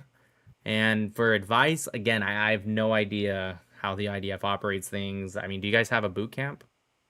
Yeah, we got a boot camp. It's 4 months boot camp and then 4 months advanced. Okay, I would say what I recommend for American side is in boot camp, try to not make yourself stand out. Just do what you're told and listen, and don't do anything that'll make you stand out in either direction, in my opinion. But I don't know, maybe that's a bad thing in the IDF. Yeah, it's like a little mix, right?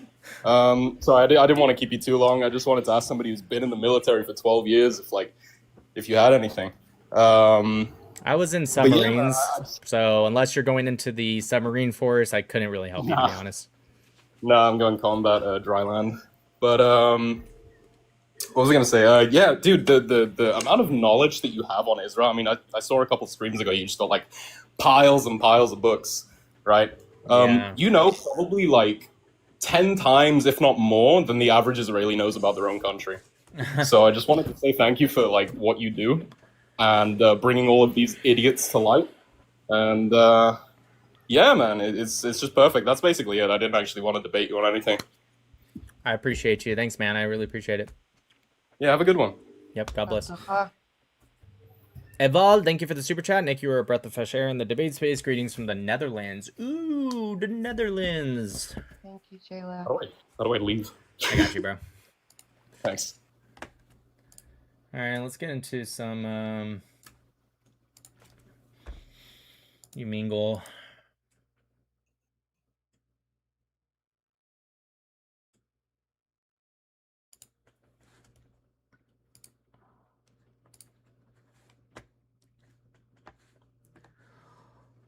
Here we go.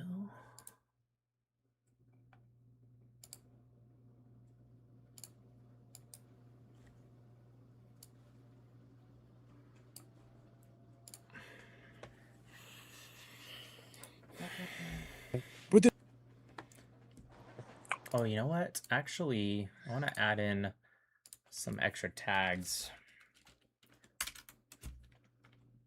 Do you have your WhatsApp open when you're live or not? It goes to my phone.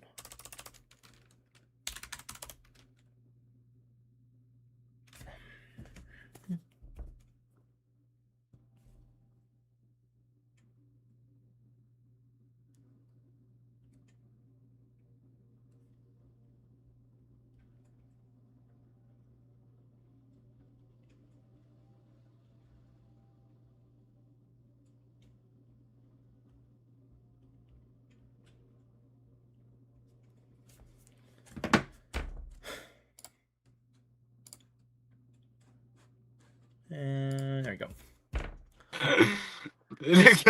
إسرائيل أمريكا خريطة العالم. Pakistan.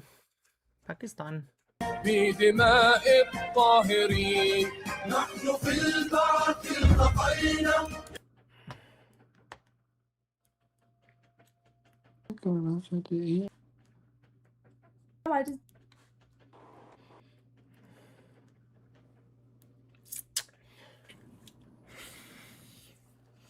Hello.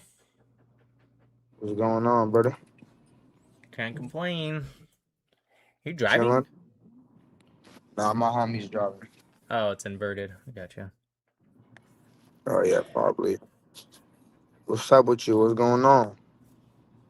Just speaking to people. What's up with the background though? American flag, Israel, and the Iranian flag. All together? Yeah. Why not? That's love, bro. That's love. You stay up, G. Just so you know, that's not the IRGC Iranian flag. It's the Iranian people that are trying to fight the Islamic regime. It's good. It's still love, bro. You guys are all made from God. I like it. All right, brother. Peace.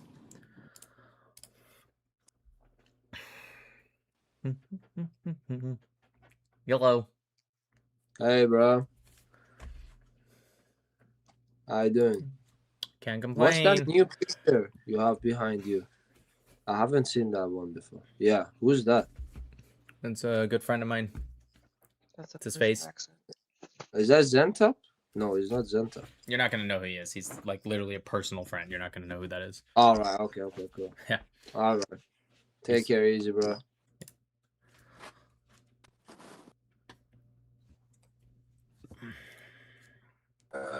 Yeah. I like your little fake flag. I didn't want to hear that opinion, to be honest. You can keep to your opinions to yourself. Thank you. Dreamy. That's crazy. Oh, America. Whoa, Israel. What the fuck, Hill? He was Yemeni. Yellow. Oh my god. It's fucking What? How are you, bro? Good. Where you from, bro? America? Where's your parents from, man? America? Virtual camera detected? Yeah, I'm real. It's just OBS. You got the Israeli flag in the back? Yeah, that is the Israeli flag and the Iranian flag and the American flag. Okay, where's the Palestinian flag at though? Why would I add the Palestinian flag and the Israeli flag? Because- I think you're smarter to know that Because those you have don't an usually- Iranian flag as well. Where are you from though? That's not the IRGC Iranian flag. That's the sun and lion. You know the difference, right? Okay. If you don't know, you can just say I don't know, but it's not the same. Okay. So I'm from California. You're from California? Are you like Jewish or something? No. Are you Iranian? No. Where are your grandparents from? On my mom's side, we're Italian and Indigenous American. So on my maternal grandfather's side, America. My maternal grandmother's side, I guess Italy. And then my biological father, Spain. So I'm Spanish, Mexican, Italian, and Indigenous. So why do you have the Israeli flag? I support the state of it. Do you think you need to be Jewish to support Israel? So listen, Israel or America first? America. I'm American. I don't. What kind of question is that? So do you support us sending troops? What is this, like weird litmus test questions? Like, No, I'm just I'm do you support asking you, Palestine? Like taking a quiz. Of course I support Palestine. What, Palestine first or America first? America. You see how he couldn't answer right away? That's insane. This is why you guys should probably. I'm not be gonna here. lie. Okay, so you're saying America first, but we're sending troops over here from America to die in Israel. Yeah, none of that's true. What? I served my how is country that- for 12 how is that- years. You definitely have never been in the military, dude. Trust me. I guarantee you've never been in the military. Right? Go ahead. Say I'm right, because I know I'm right. Look what the military did for you. Did a lot for They me. didn't do shit. I'm a nuclear engineer because of the military. I make more money than you do. You're I have also a better balding. life. You're balding, brother. I wish I was, dude. I have to get my hair thinned every 2 fucking weeks. Balding. That's funny. I don't think you understand. I have more hair than you by far. That's not funny. even I've true. never heard that one. It is true. I'm looking at your hair. Your Yo, hairline is but going what's it all the called? way up here Free, into free the corner. Palestine. You're a dirty Oh, Zionist. here he and, comes. I Here comes the hope, crash out in the skip. I Here hope- comes the crash out in the skip. Yep, there it is. Weet je, man. Yellow. Hey, man. How are you? I'm all good, and you? How are you? Good. How's You don't Egypt? have more hair than this guy. That's true. I don't know. Maybe go, maybe not. I don't know. To be Aren't honest, you For me, it's there right gone. now? Yeah, but I don't live like in all of Egypt. I only live in in one city. Is he Coptic? That's fair. Are you Coptic? Yeah, Nice. it's How's the Coptic so nice to community live in doing? Egypt. It's great. Like it's so great in Egypt, to be honest. I heard the Coptics are being persecuted. Is that not true? No. To be honest, we live in peace. Okay. I'm Coptic, okay? Like No, it's not that. It's Like- just I literally read the statistic. You guys have kind of gone down in population. Are you just saying like literally today it's better? no, no. It's like for 10 years, I think, or 15 years. We live in a good, like 10 years. What does he mean by he wants the old Egypt? What does that mean? No, he said all of Egypt. Oh. ماشي يا اسطى انا يعني ده احب اكون معاك للاخر يعني. انا بحب الناس تستخدم I like people who are using Samsung, to be honest. I'm a Samsung user too. I have both, but yeah. You said 15 years ago. Let's go with what is it? 2026? Oh my god, just years are going by so quickly. Like 26, what's called like 10 years ago. So the Christian population in 2011 was about, it says it can go 8 to 12 million, according to the Coptic church officials. And then the Coptic population today is 6 to 10 million.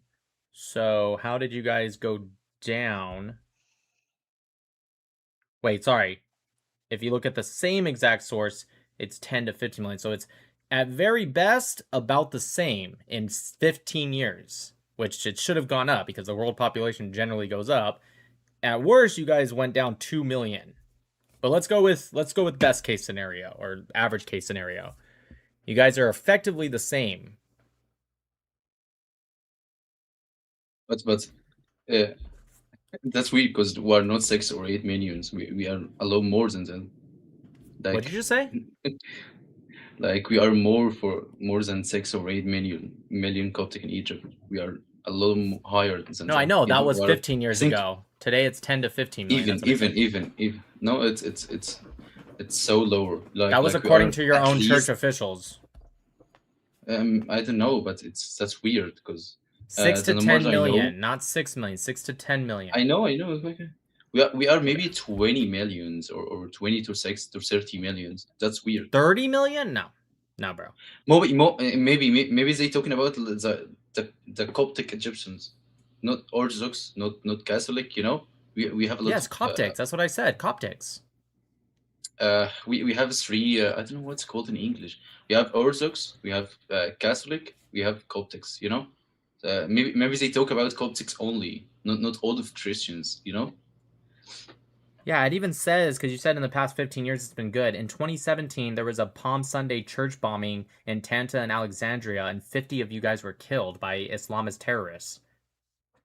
That was definitely less than 15 years ago. It was the last thing. I think it 2016. That was 2017, and there's even more since then. I can keep going. There's an entire attack on the Coptic Christians from 2000 to today.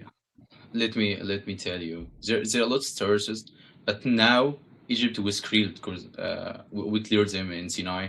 There are a lot of terrorists in Sinai. Like our president clears them from a long time. That's why churches get bombed, you know, from a long time.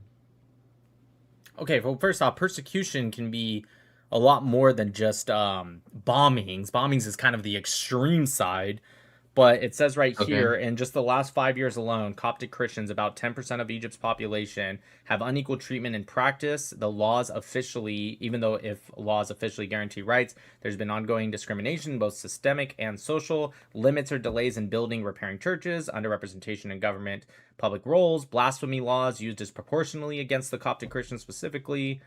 Let's see what else. This is according to a Coptic website and church officials. Let's see. Mob violence. Listen to me? This is just in the past 5 years, by the way. Mob attacks over just rumors, like building a church. So there's been mob attacks in the past 5 years against the Coptics just because the Muslims thought that the Coptics were going to build a church. So they did mob attacks. Homes and properties were attacked. There's been kidnappings, forced conversions. Christian girls were abducted. This is all within the past 5 years, man. Maybe he's just living a good life. Who cares? Well, yeah, that might be true. It's fucked up because he's trying to play it off like his people aren't going through that. I can say to be honest, I can say it's not true or not, but that's not happening in my city. That's all I can say. Like in my city, I live in Giza, where the pyramids are in. We live in peace with other Muslims. I can talk about my city. I don't know what's happened with all Christians in all of Egypt, to be honest. But you know, in every country there are bad and good people, and there people get hurt in every country. Yeah, I guess fuck your own people as long as it's not in your city then. All right, whatever, dude. No, I didn't say that. Like, you don't say words I can say. I told you I will give you information about my people in my city because I know them. Like I can't give you information about the other people because I don't know them. I don't say fuck them. Because she other words from your mouth, not mine. Fair enough. I'm glad. I'm very happy you're doing well in your city. That's good. Obviously, I wouldn't want you to be going through this as well. I hope I can. I hope I don't. Like it not depends about I'm Egypt or not. Like if every man in danger, you know, we are in a bad world. Not only Egypt, not only maybe Saudi, not only United States, not only easy country. Like it's a danger place. Not depends about the city or the country. You know, you can get kidnapped in any city in the world. Yep, and it's disproportionate for Coptics. That's the point I'm making, because it only makes up 10% of the population of Egypt, yet they have a disproportionate rate of being persecuted, kidnapped, etc. That's weird, because for my person, we are not a fucking 10%, you know? We are more higher than that, like 30% or something. Of all of Egypt? I don't know. Yeah. What's Egypt's population? Actually, I don't know. I think we are Egypt's population. 101 and yeah, you're 120 million people. You think you're 30% of Egypt? Yeah. Maybe from 20 to 30% from Egypt. Yeah. You understand 30% of 120 million would be 36 million people. You think there's 36 million Coptics in Egypt? Yeah, I know. I'm a good at There's maths. not. Just FYI. There's not. There probably should be, but you've been persecuted by Islamists And so your population hasn't grown. And by the way, I'm not quoting your population from like Egypt sources, although they say it too. I'm quoting from your own church leaders in Egypt. I told you before. Like, they're all in lying? Egypt, we have no, not a liar, but they say we are a 10 million Coptic, not a 10 million Orthodox, not a 10 million Catholic. We have a lot of Christian in Egypt, but I'm there not is a talking about Coptic. Christians. I'm There- talking about just Coptics. Oh, that's weird because like Islam don't kill only Coptics or only Catholics. They are kill 100% Christians. agree. Why they? 100% agree. What? I'm just bringing What? up I told Coptics you. I because told you're you. Coptic. Yeah. I'm Orthodox. I'm not Coptic. You told me asking- earlier I'm you were only Christian. Coptic. Because for me, it's not a difference. I hate. Oh my god. the words Okay, never Coptic and mind. Just Orthodox. fuck off, dude. Jesus Christ. He said that, right? I was like, "Are you Coptic?" He said yes, right? He did. I think Okay. he even said I have a Coptic tattoo. And showed it. Yeah, right. Okay, I just making sure. Just Thank you, fucking Midnight. getting like gaslit Lucky. right now. Gosh, Fuck you. dude, pick a struggle. What is that? Why is your Jordanian flag missing a star? Bro, it's Palestine, bro. The Palestine. fuck is a Palestine? Fuck Israel. What's Israel, bro? Fuck Israel. The country that's on the map? I know you're streaming. That's true. That is true. So fuck Israel. Wow, what a solid argument. You got me.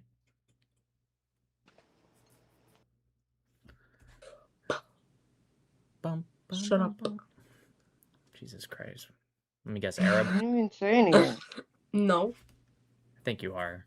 Don't be ashamed. Just say it. You think I'm ashamed of being Arab? Well, clearly you just said no, and then you just admitted right now you were Arab. Okay, well I am. Just now So what? then why did you say no? Because I wanted to. So shame. That is not shame. That is What else called would it be? joking around. Funny joke. I love the punchline. What are you?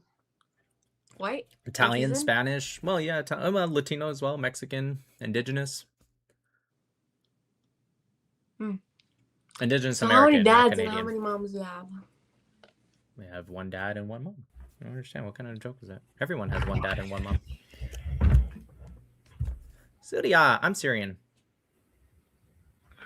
We will fuck you, bitch. That's gay and haram. Fuck Israel. You want to fuck dudes? Is that what you just said? It's kind of haram, brother. I get the whole goats Free- thing, but you free guys are into Palestine. dudes too? Free Palestine. Free Oh. Palestine. Shut the Why don't fuck you up. say Palestine with the P? I don't understand. Isn't it Palestine? I talk Arabic, bitch. So wait, you're saying that the Arab people can't say their indigenous name? That's pretty weird. You're saying you can't say Palestine, the indigenous name? Wait a minute. Are you guys not the indigenous people? Oh my god. you Because are that would be fucking- really weird, right? That the indigenous people can't say the name. That'd be weird, right? You still have a sound. Okay, shut the fuck up. I needed do, a sound but effect there. I'm balancing between too many clicks. I can't add a soundboard. But I did buy a new keyboard that has a Steam Deck attached. So I'm getting rid of this keyboard soon. And it's going to have a Steam Deck attached. So I'll be able to... have be just a buttons fucking joke. here. Bro, what the fuck is that mustache, dude? He's got this pedo mustache. بس هتلر هذا هتلر مو Yo, mustache. Shut up. Shut up. Shut up. Look at my pedo Show the hairline. mustache. Look at the little pencil Show the mustache. hairline. Show the hairline. What is this guy Show the saying? hairline, bro. Here, I got you. Hold on one sec. Tell him to follow you. Ooh, don't get excited. Does that excite you? Come No, on. this excites me. I bet it does. I bet it does. Yeah. Seriously, Like why it. don't you grow a real beard? What the fuck is that little tiny pencil shit you got I'm going 17. on? So? I had a beard when I was 17. What the fuck? Not like a full beard, It's but like better a- than that. What the fuck is He's that? 17. He looks 45. Why do you look like you're 50, bro? I mean, Is he stressed? Ira is bombing you. You have more underlines than I do, and I'm 33. Type shit, bro. I'm 6'4". I bet you are 5'9". No, I'm not, not but 17. I'm not There's no 6'4", but fucking why way. would that matter? You Yes, look you- like you're 50. You look like you're Your 50. Why would it matter? Oh, you're sister taller mother. than me. Oh, wow, you're taller than me. Oh my gosh. Yeah, Midnight. you He got had a me. rough, Yeah, you got me. Nice pedo he had a rough mustache. night. He had a rough life, dude. The fuck? There's no way he's 17. Yeah, I don't No think he's way. 17 at all either. Hey, what's up, bro? No way. God bless Israel, please. They keep so saying he was please. an Arab If everyone Escobar. is, if everyone is not gonna, You're Iraqi and you're in Iraq with the Israeli flag?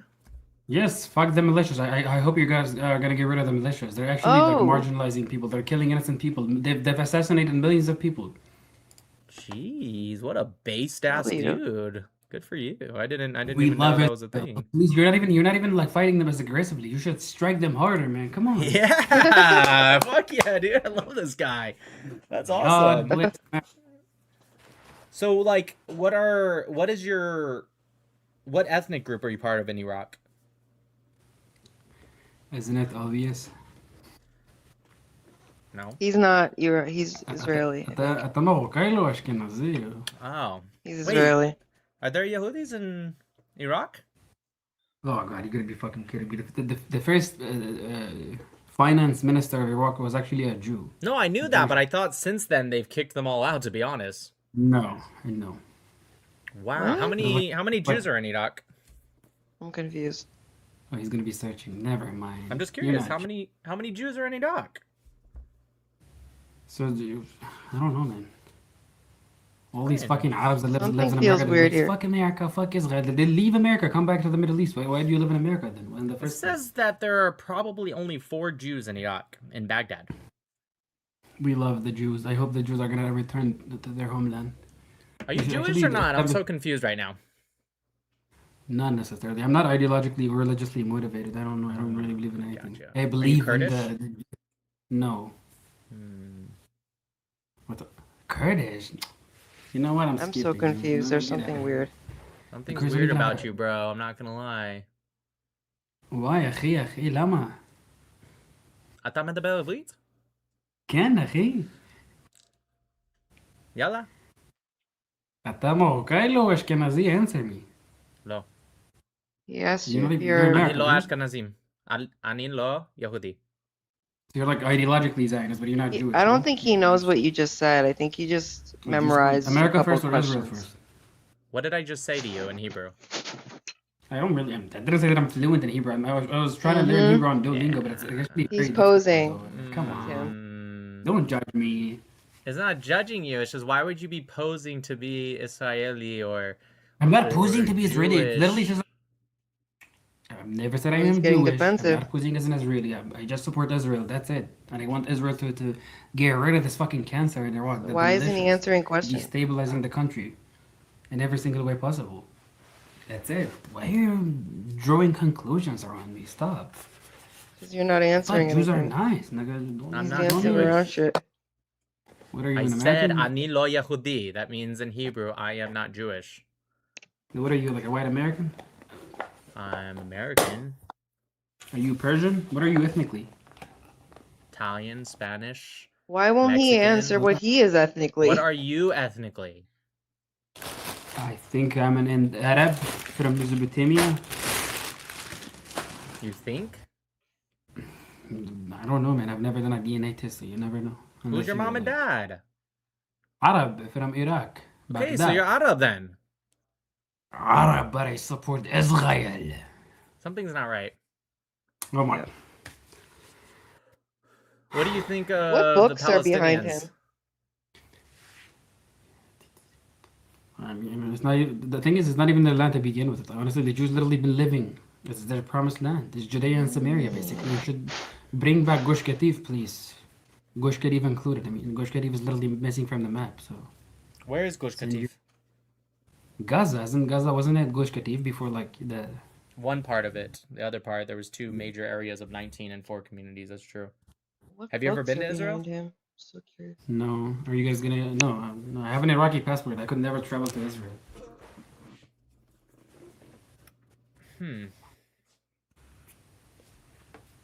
Okay. How old are you? 25. How old are you? 33.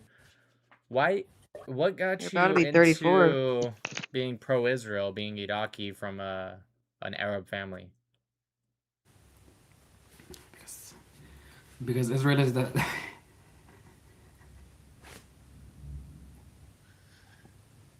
He's probably been acting for way too many hours today. Go on. can't keep Yeah, it up. you're recording, man. I can't. I feel like you're gonna expose me, and I'm gonna get arrested. So. You're gonna get arrested? Nah, if you're gonna push this video online, if the Iraqi authorities or militia see this video, I'm probably gonna be kidnapped or killed. I mean.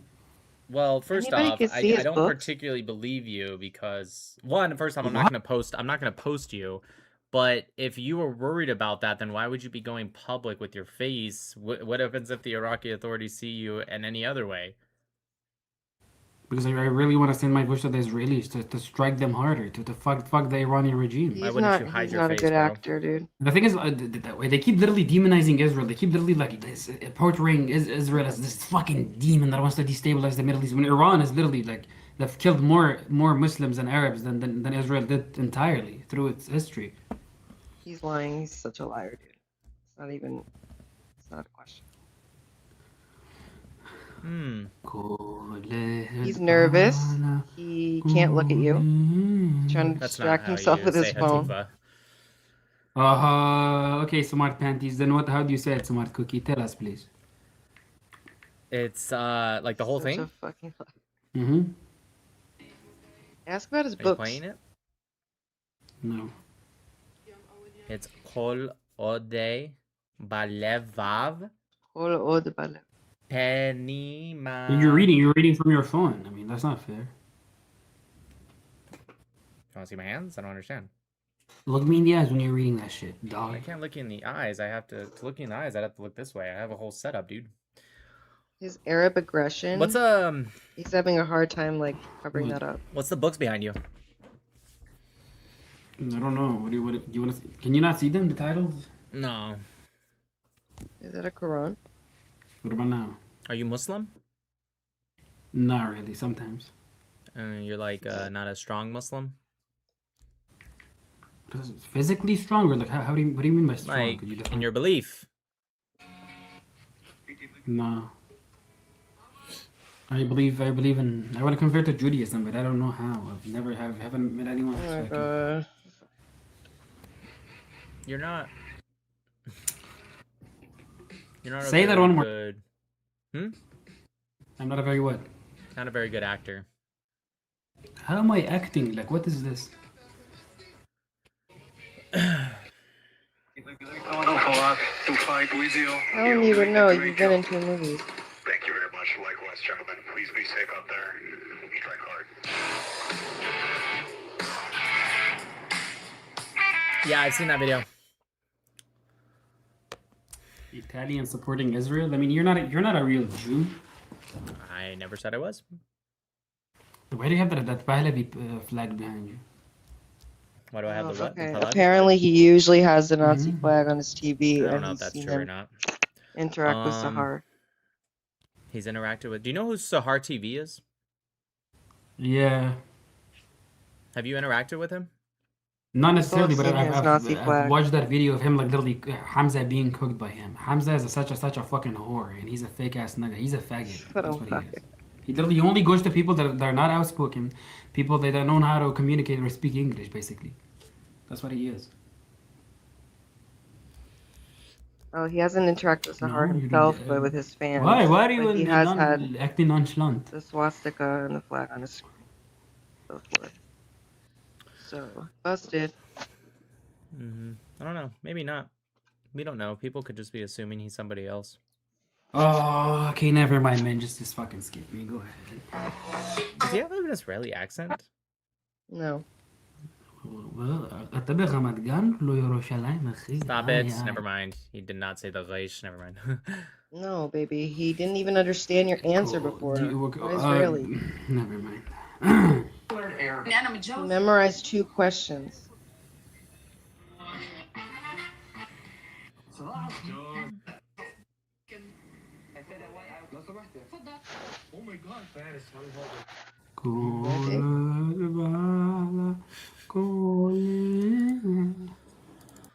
All right. Let's just move on. I think that guy was weird. He made it seem like there was a lot of You Jews in think he Iraq. was There's not that many Jews in absolutely Iraq. That guy is obviously trolling and pretending to be pro-Israel. Clear. Yeah, probably. No shot.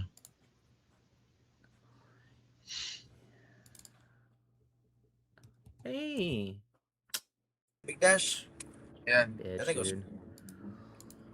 Down Quince. Oh, I've seen this guy on TikTok. I've seen you on TikTok. You're on Hello. TikTok, no? I'm on a lot of social medias, but yeah, TikTok included. What's your TikTok? Can you remember your TikTok? Nick Mattel. Nick? Nick Patel, you're Indian? Mattel, not Mattel, bro. Beef tallow? God, they're all so retarded, dude.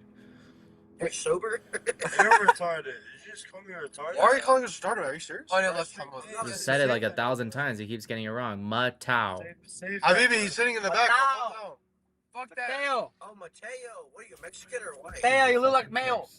Mattel. Tao, brother. That's Habibi. the wrong. Oh. Yeah, we're from Memphis, Tennessee. That's our town. Like Lightning McQueen. Ka-chow. That's the wrong flag behind you. That's not the Iranian flag. Ka-chow. That's the wrong flag. Wrong flag, Habibi.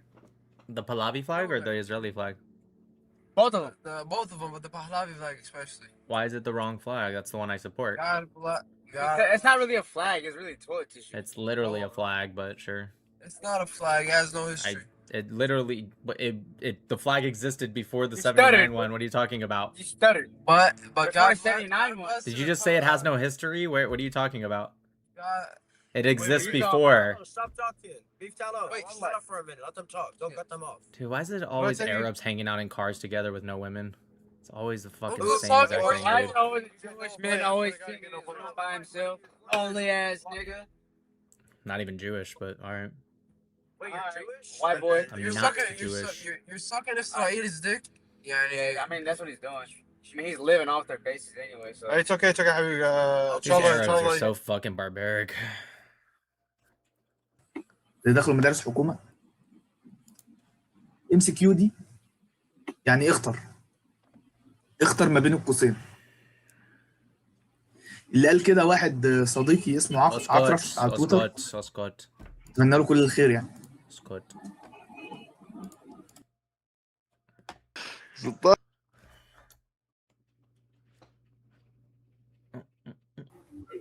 What is wrong with these people? Who?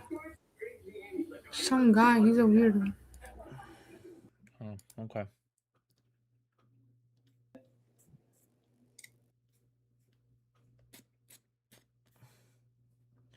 Man, Mingle is boring today.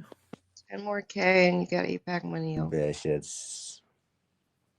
قسم إسرائيل قسمك قسم شرموطة. إسرائيل يلا يا ابن المتناكة إلهي ابن تتناك في نار الابن. جهنم يلا خد ده يلا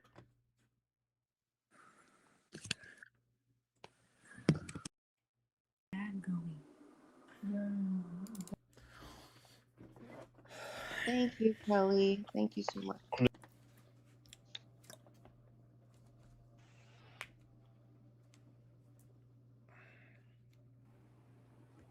Oh, Nick Mattel, what's going on, man? Oh, hi. You know me? Yeah, fortunately, I guess. Unfortunately? Why No, unfortunately? I said fortunately, I guess. Fortunately. I thought you said unfortunately. I was like, whoa, that's not nice. I'm not gonna interrupt your stream, man. You enjoy. I'm Israel Chai, buddy. I'm Israel Chai. I already did interrupt your stream, by the way. I spoke to you earlier. Oh, you did? Okay. Well, thanks, brother. Oh, he's awesome. Bye.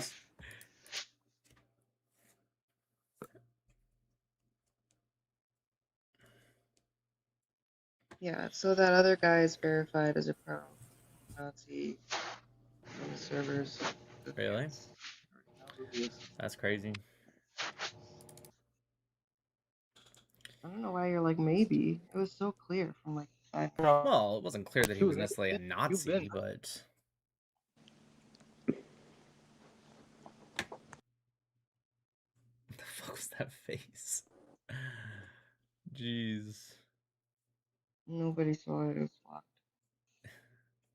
There was just some black dude that was just smiling real big. It was crazy. It's Hello? real. We are not locked in, twin. What do you mean? The Israel flag. Yeah. Why'd you say twin, though? Oh my god, dude. Why do I always fucking run away? Like a new lingo. Guess. حاطط علم إسرائيل ليه؟ كس امك انا كس امك. Semitic. كس ام اسرائيل بن قحبه.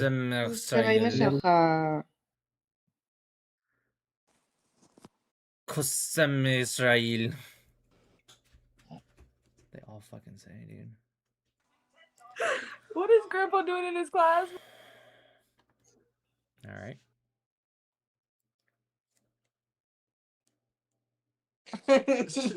Yeah, I wonder why he's blind. Yo. That's crazy. Hey, Captain Save with 3 followers said I'd drag you if I ever saw you. What's going on, my guy? No profile. See you around, Captain Save. Hey, what's up, man? How you doing? Not too bad. I saw your video with Sneeko, homie. Thanks, man. I mean, Yeah, maybe bro, thanks. cool I don't know. What do you mean, maybe thanks? Well, I just don't. It depends on which way you went. Like, I saw it and I hate you, or I saw it and you did a good job. I didn't ask. I don't hate you. You're a political commentator, my guy. The fuck? You did your work. You did your job. Like, Mashallah. That's a very responsible answer. A lot of people don't answer that way. I mean, I'll answer the same when I speak to Tal, when I speak to Jewish Dawa. You know, I hunt for you guys all day, my guy. Even if I disagree with what you have to say, it doesn't take away from the respect of what you do. Fair How was today? You got any good content? It was okay. Are you Been on Muslim? here for a while? Yeah, I am Muslim. I wasn't on Umingle for the past like 30 plus minutes, but I'm doing a stream and there were people coming up on like TikTok and stuff before. That's what's up, man. Hell yeah. Are you in like the Discord where all the fucking Israeli YouTubers are? I'm sure they've invited me, but I just don't like going in because there's so many groups. Everyone has a group and it gets too much. I feel you, bro. I feel you. I just like to talk to people sometimes. Nah, respect, bro. Respect. I appreciate it. So what do you think of What Sneeko? What do I think of Sneeko? I think he's a cool guy. I think he's a Muslim. I think he's a YouTuber. I think he lives in New York. Is he though? Is he Muslim though? Think is he? I'm pretty sure he's more Muslim than I am. I'll tell you that much. Is he? I mean, I drink, I smoke, I gamble. So does he. I think he does all that too. Other than I don't know if he smokes or not. So I'll give you that. He smokes cigarettes, but I mean, I don't think he smokes weed. I don't think he drinks. Okay. He fasts during Ramadan. No, I mean, he says he fasts definitely- during Ramadan, but then he was on does stream drink. drinking Red Bull during it, and he's like, "Oh, I forgot." It's like, no, you don't just drank a forget that, beer or bro. something. You just forgot you were on stream. I guess maybe you're right. Fuck. I mean, but yeah, I mean, are you questioning if he's Muslim or if he's a good Muslim? I guess fair enough. He's definitely a Muslim. I mean, there's only certain things that disqualify you from being a Muslim, but maybe he's not a good Muslim. Fair What enough, about you, brother. man? Are you a good Muslim? I'm not Muslim. You're not Muslim? Yeah, I think you know that, right? You said you saw the debate. Well, I'm gonna let you go then, fam. All right, brother. Hopefully, I'll see you soon. I'll just get on here. But are you a Christian or a Jew? I wanted to ask you that for Neither. I'm a Noahide. Noahide. What does that mean? Educate me. I follow the 7 laws of Noah. I believe in the word of God being the Torah and the Tanakh, but I'm not Jewish. I don't follow the 613 mitzvot that they do. I'm not part of the tribe. I mean, I'm sure a lot of them say I am because they love my work, but not literally. That makes sense. Interesting. I mean, so if you believe in the Torah, if you believe in the Tanakh, if you're following the words of Moses, if you're following Elohim, how you're supposed to be as a Jew, but your mom and dad are not Jewish and you don't descend from that tribe, it disqualifies you automatically from being a Jew? Well, yeah, I mean, Jews are the Am Yisrael, okay, and so I'm not. I I'm understand not there's from an the line. ethnicity. Now I could convert. That's a thing. It takes a very long time, but that's a thing. But I've never done that. Noahide is for people that God said for all people, Jew or Gentile, to follow. That's fair. That's fair. Yeah. All right, man. It just All right, always brother. confused me. Stay safe, brother. Stay safe. Peace. All right, y'all. It's getting late, and honestly, I thought you were gonna. Oh, sorry. it was You boring. guys didn't even like enough to get the song. Damn, Do you have so any updates close. for them that you were doing like yesterday? I don't know. I'm not feeling good. I think I might be getting sick. Oh no. I know. Great. You know that like feeling you get before you get a fever? Great. Wow, great. Thanks for the Makes super sense, 'cause I was chats. Eric, the actor, Nick, I'm from NYC and watch Palestinians celebrate September 11th on Atlantic Avenue with my own eyes. Also ask them about Hi Boys. Cosmic, thank you. They are so... yeah.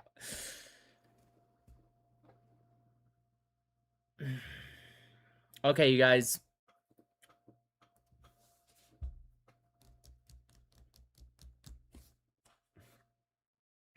Play the song for them. No, they didn't get It's a good way to get 150,000. out. Yeah, but you're just gonna like close right now. That's so mean. Like that's so. Not my fault. They're the ones that chose not to get to 150,000, not me. Like the shit out of it, you guys. 30. I work for y'all. I told you. My job's to keep you guys happy. I'll give you guys. You guys need a representative.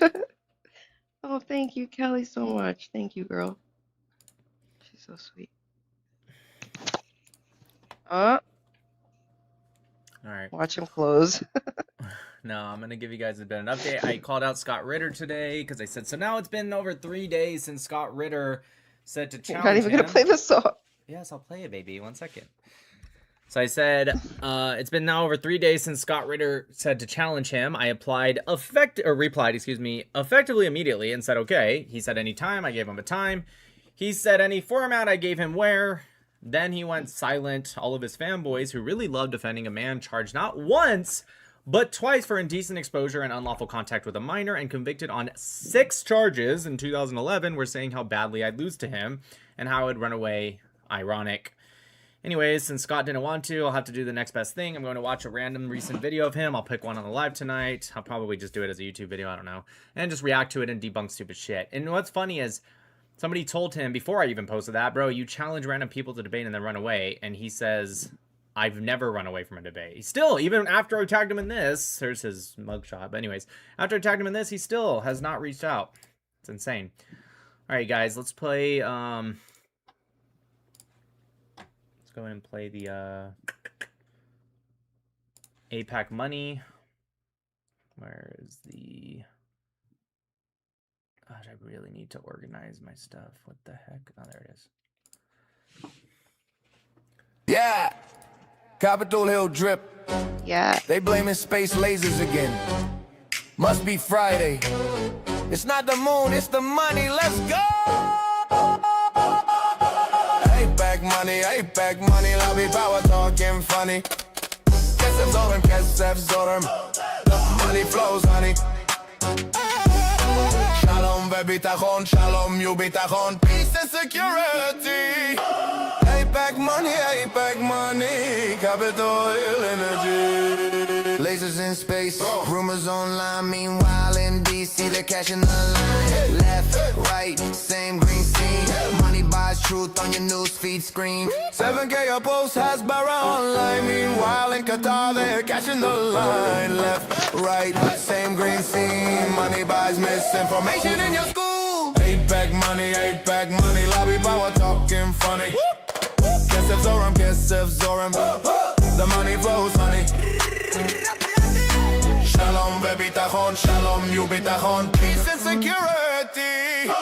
APAC money, Capitol Hill energy.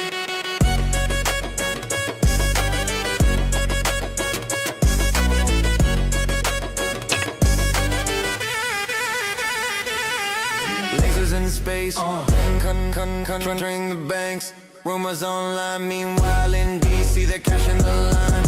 Left, right, same green scene. Money buys truth on your newsfeed screen.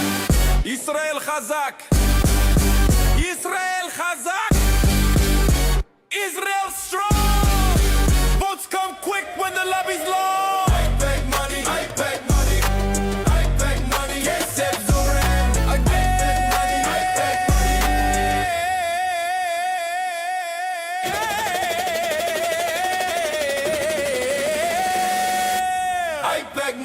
APAC money, Kesef Zorim again.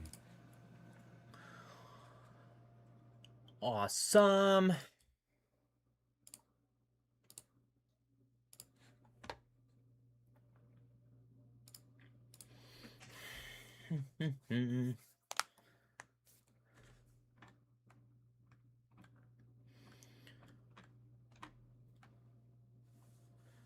Audio died? Wait, can you guys hear me? Yeah. Somebody said audio died, and not but ugly is saying they were the only ones spamming.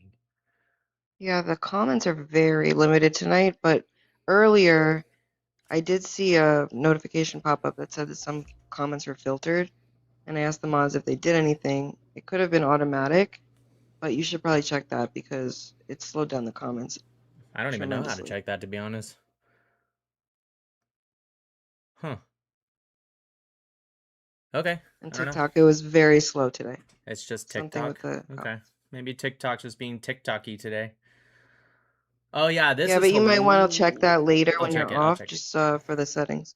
This is hilarious. You guys need to check this out. This is funny. People who, although they appear to be white, they are white-skinned or light-skinned.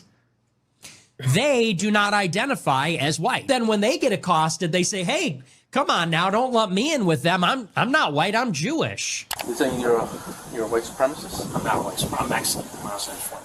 You're a white, privileged little piece of shit, and you have taken this road. What people who What a hypocrite, dude. That's hilarious. He's just like, there's definitely something wrong with the comment settings. Sorry. Okay. All right. I can try to figure it out. No, I was just trying to figure it out with brought it up for a reason. the comments. Hold on, let me click something real quick.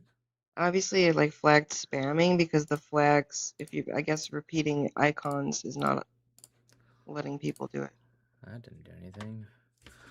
I don't know. Somebody in my mods, if you guys have access to, I don't know, settings, just turn off whatever filter comments or whatever. Don't take away the specific keywords or anything, but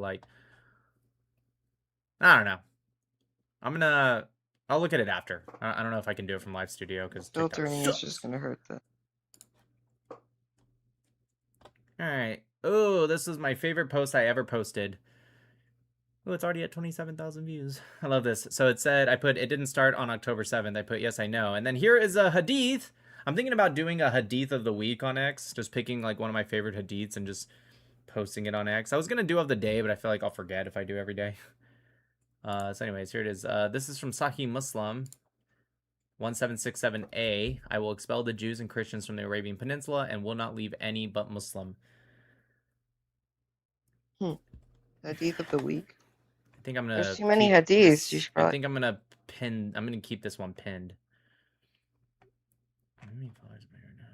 25K. I just hit 25K on X. Woo. Let's see. Oh yeah, this was great by Matt Nuclear. He reposted this, and it's so true. I mean, it's very much this simple. The reason I won't stop talking about Israel and the Jews is because you guys won't stop talking about Israel and the Jews. There needs to be people to counter these unwarranted attacks. Simple. That's perfectly said. That is absolutely correct. They're the most Israel first people I've ever seen. It's just so funny. They're all like, "Well, you're not Jewish. Why are you always talking about the Jews?" Because you guys, who are also not Jewish, are consistently talking about the Jews. That's it. Honestly, that's literally the answer. The reason I am in the Tuckers and the Megans are like, we can't criticize them. And they do it all the time.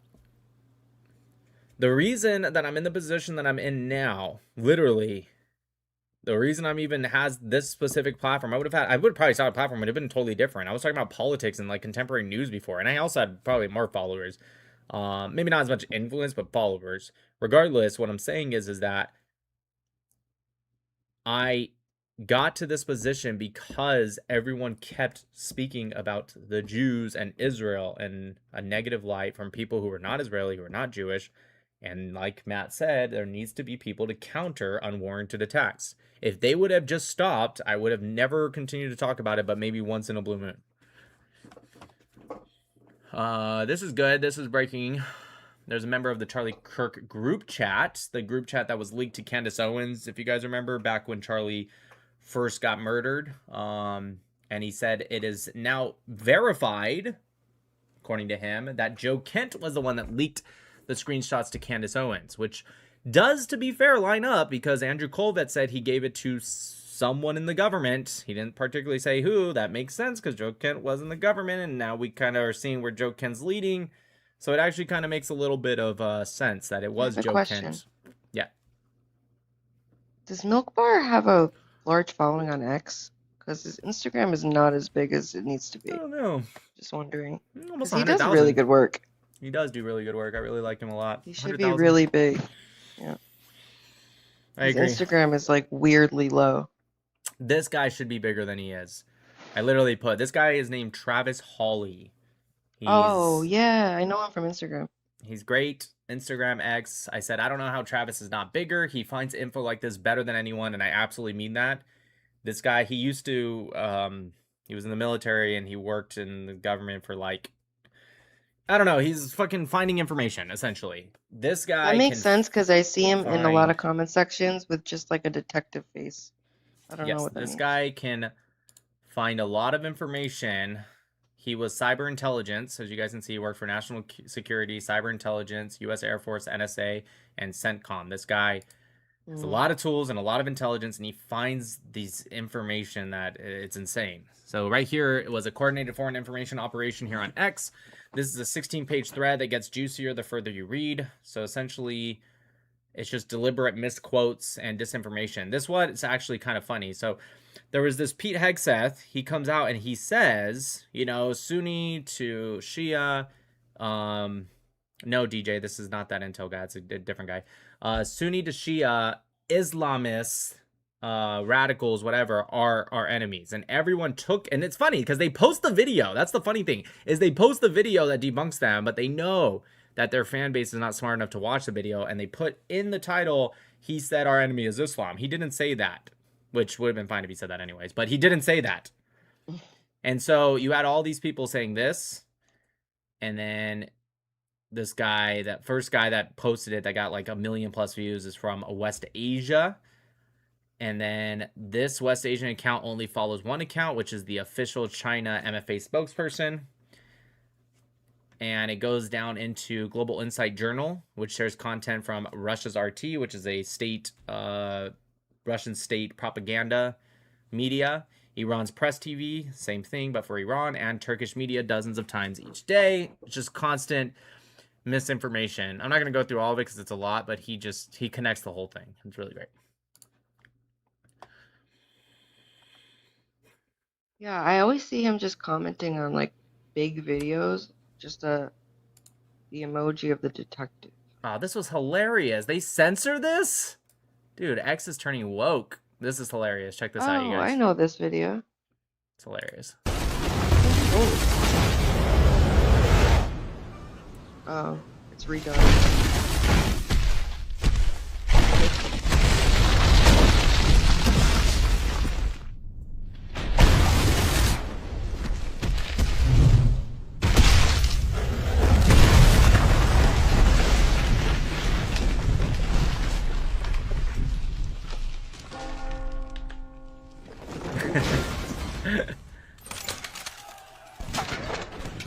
I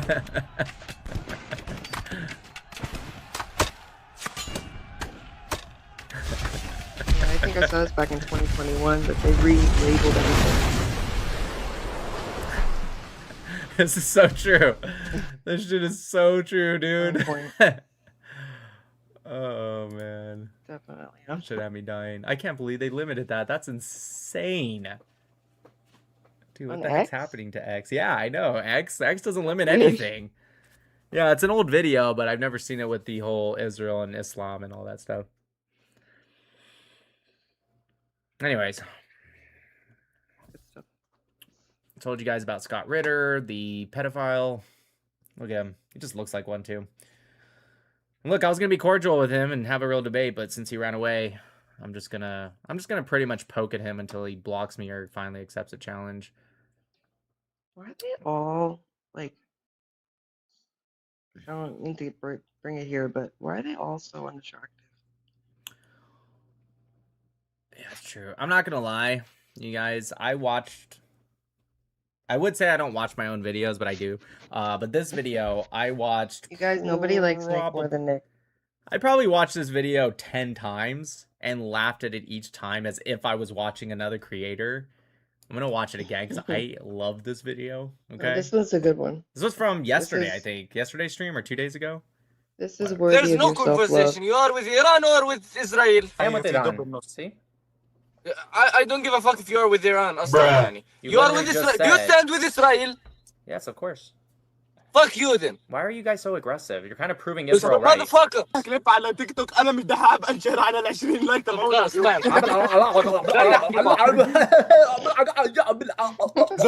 suck your mambo, suck your mom, shut the fuck up. Speaking of sucking moms, did you know the Prophet Muhammad said that the mom should breastfeed into a much later age? Did you know that? What? Yes, in the Hadiths, the Prophet Muhammad, for adopted mothers to actually get rid of a new ruling he said, then what he said, what people should do is the son should breastfeed from their mother regardless of what age they were. Fuck no. Bro, It's no, true. there's nothing like this. Yes, Fuck no. it's Wallah, absolutely- there's nothing like this. Fuck no, Yes, fuck no. there- They can't. Yes, Fuck no. there- Fuck no. يا مان يا من اللي قاعد يا من اللي قاعد والله العليك Prophet Muhammad doesn't say this. Sahih Sahih Muslim 1453a, chapter breastfeeding an adult. There's nothing called this. You just said there's nothing called Sahih Muslim. It's a hadith. Bro, I can't hear you. Bro, what are you saying? Tell me how it is. Okay, no problem. I'm just trying to speak in your language. I thought maybe it would get you to shut the fuck up. Or sorry, uskut. Nah, you can shut the fuck up. No, I can't. You can shut the fuck up. Messenger of Allah, I see on the face of Abu Haifa signs of disgust of entering of Salim, who is an ally, into our house, whereupon Allah's apostle, children be upon him, said, suckle him. She said, how can I suckle him as he is a grown-up man? That's cap. What did you... Listen to me, listen to me. He said that's cop. Okay. What did you write? Can you just tell me what did you write? Sure. Let's use this, okay? So this right here represents Muhammad, okay? No, fuck no, bro! You can't disrespect my prophet in that fucking way! Shut your ass up! Muhammad comes in, and okay, this represents Aisha because she's tiny, because she's a little girl. So Muhammad comes in, and... Wait, can you replay the point where they just like crash out when you I fucking it's amazing. Love myself. Let's use this, okay? So this right here represents Muhammad, okay? No, fuck no, bro! You can't disrespect my prophet in that fucking way! Shut your ass up! Muhammad comes in, and okay, this represents Aisha because she's tiny, because she's a little girl. So Muhammad comes in, and...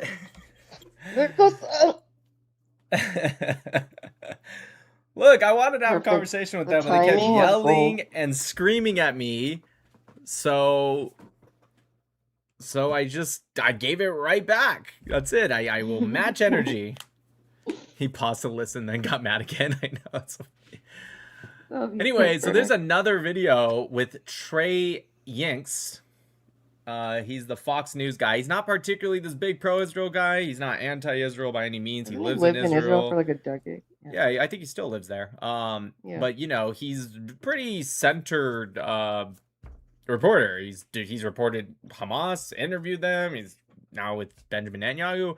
But after this video got released of the attack in Arad with Netanyahu, it's really funny. None of these people are like, oh, Netanyahu's dead. It's all AI. None of them are. They all went radio silent. They're all just completely silent now because, one, this video is very clearly real. But two, it's like, how many people are in on it? Now you're saying Trey Yinks is in on it? Like, it's, yeah, they're all fucking silent. It's hilarious. Everybody's in on it. Yeah, this was pretty funny too.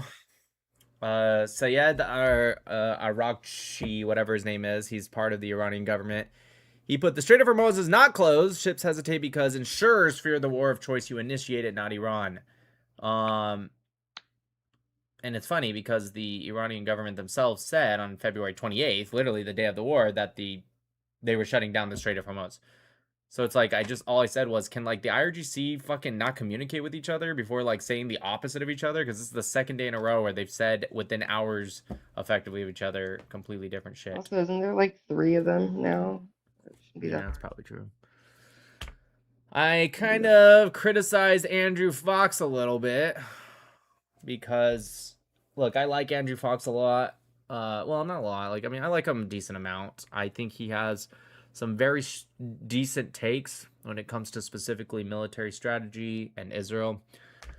But he has Trump derangement syndrome like crazy. So he's making fun of people saying that Iran can hit London, which I agree they maybe can't literally because but that's not the point. I'll just read what I said. I said, I like Andrew a lot. His takes are words everyone should listen to, agree or disagree. But mocking this is insane.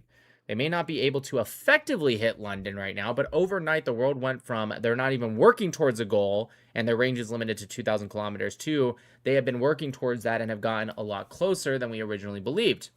It isn't about current capability. It is about intent, actions toward that intent, and future capabilities if continued to be left unchecked. In this weird game of Iran is bad, but there is no reason to attack because they're not going to do anything anyways. So yeah, a little disappointed in Andrew, but he cares more about criticizing Trump. Lamb Chop in the comments.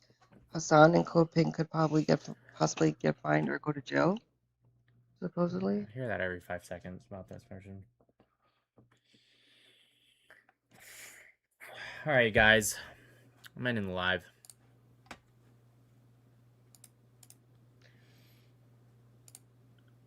He's ending the live. להתראות, לילה טוב. עם ישראל חי. God bless America. Bye.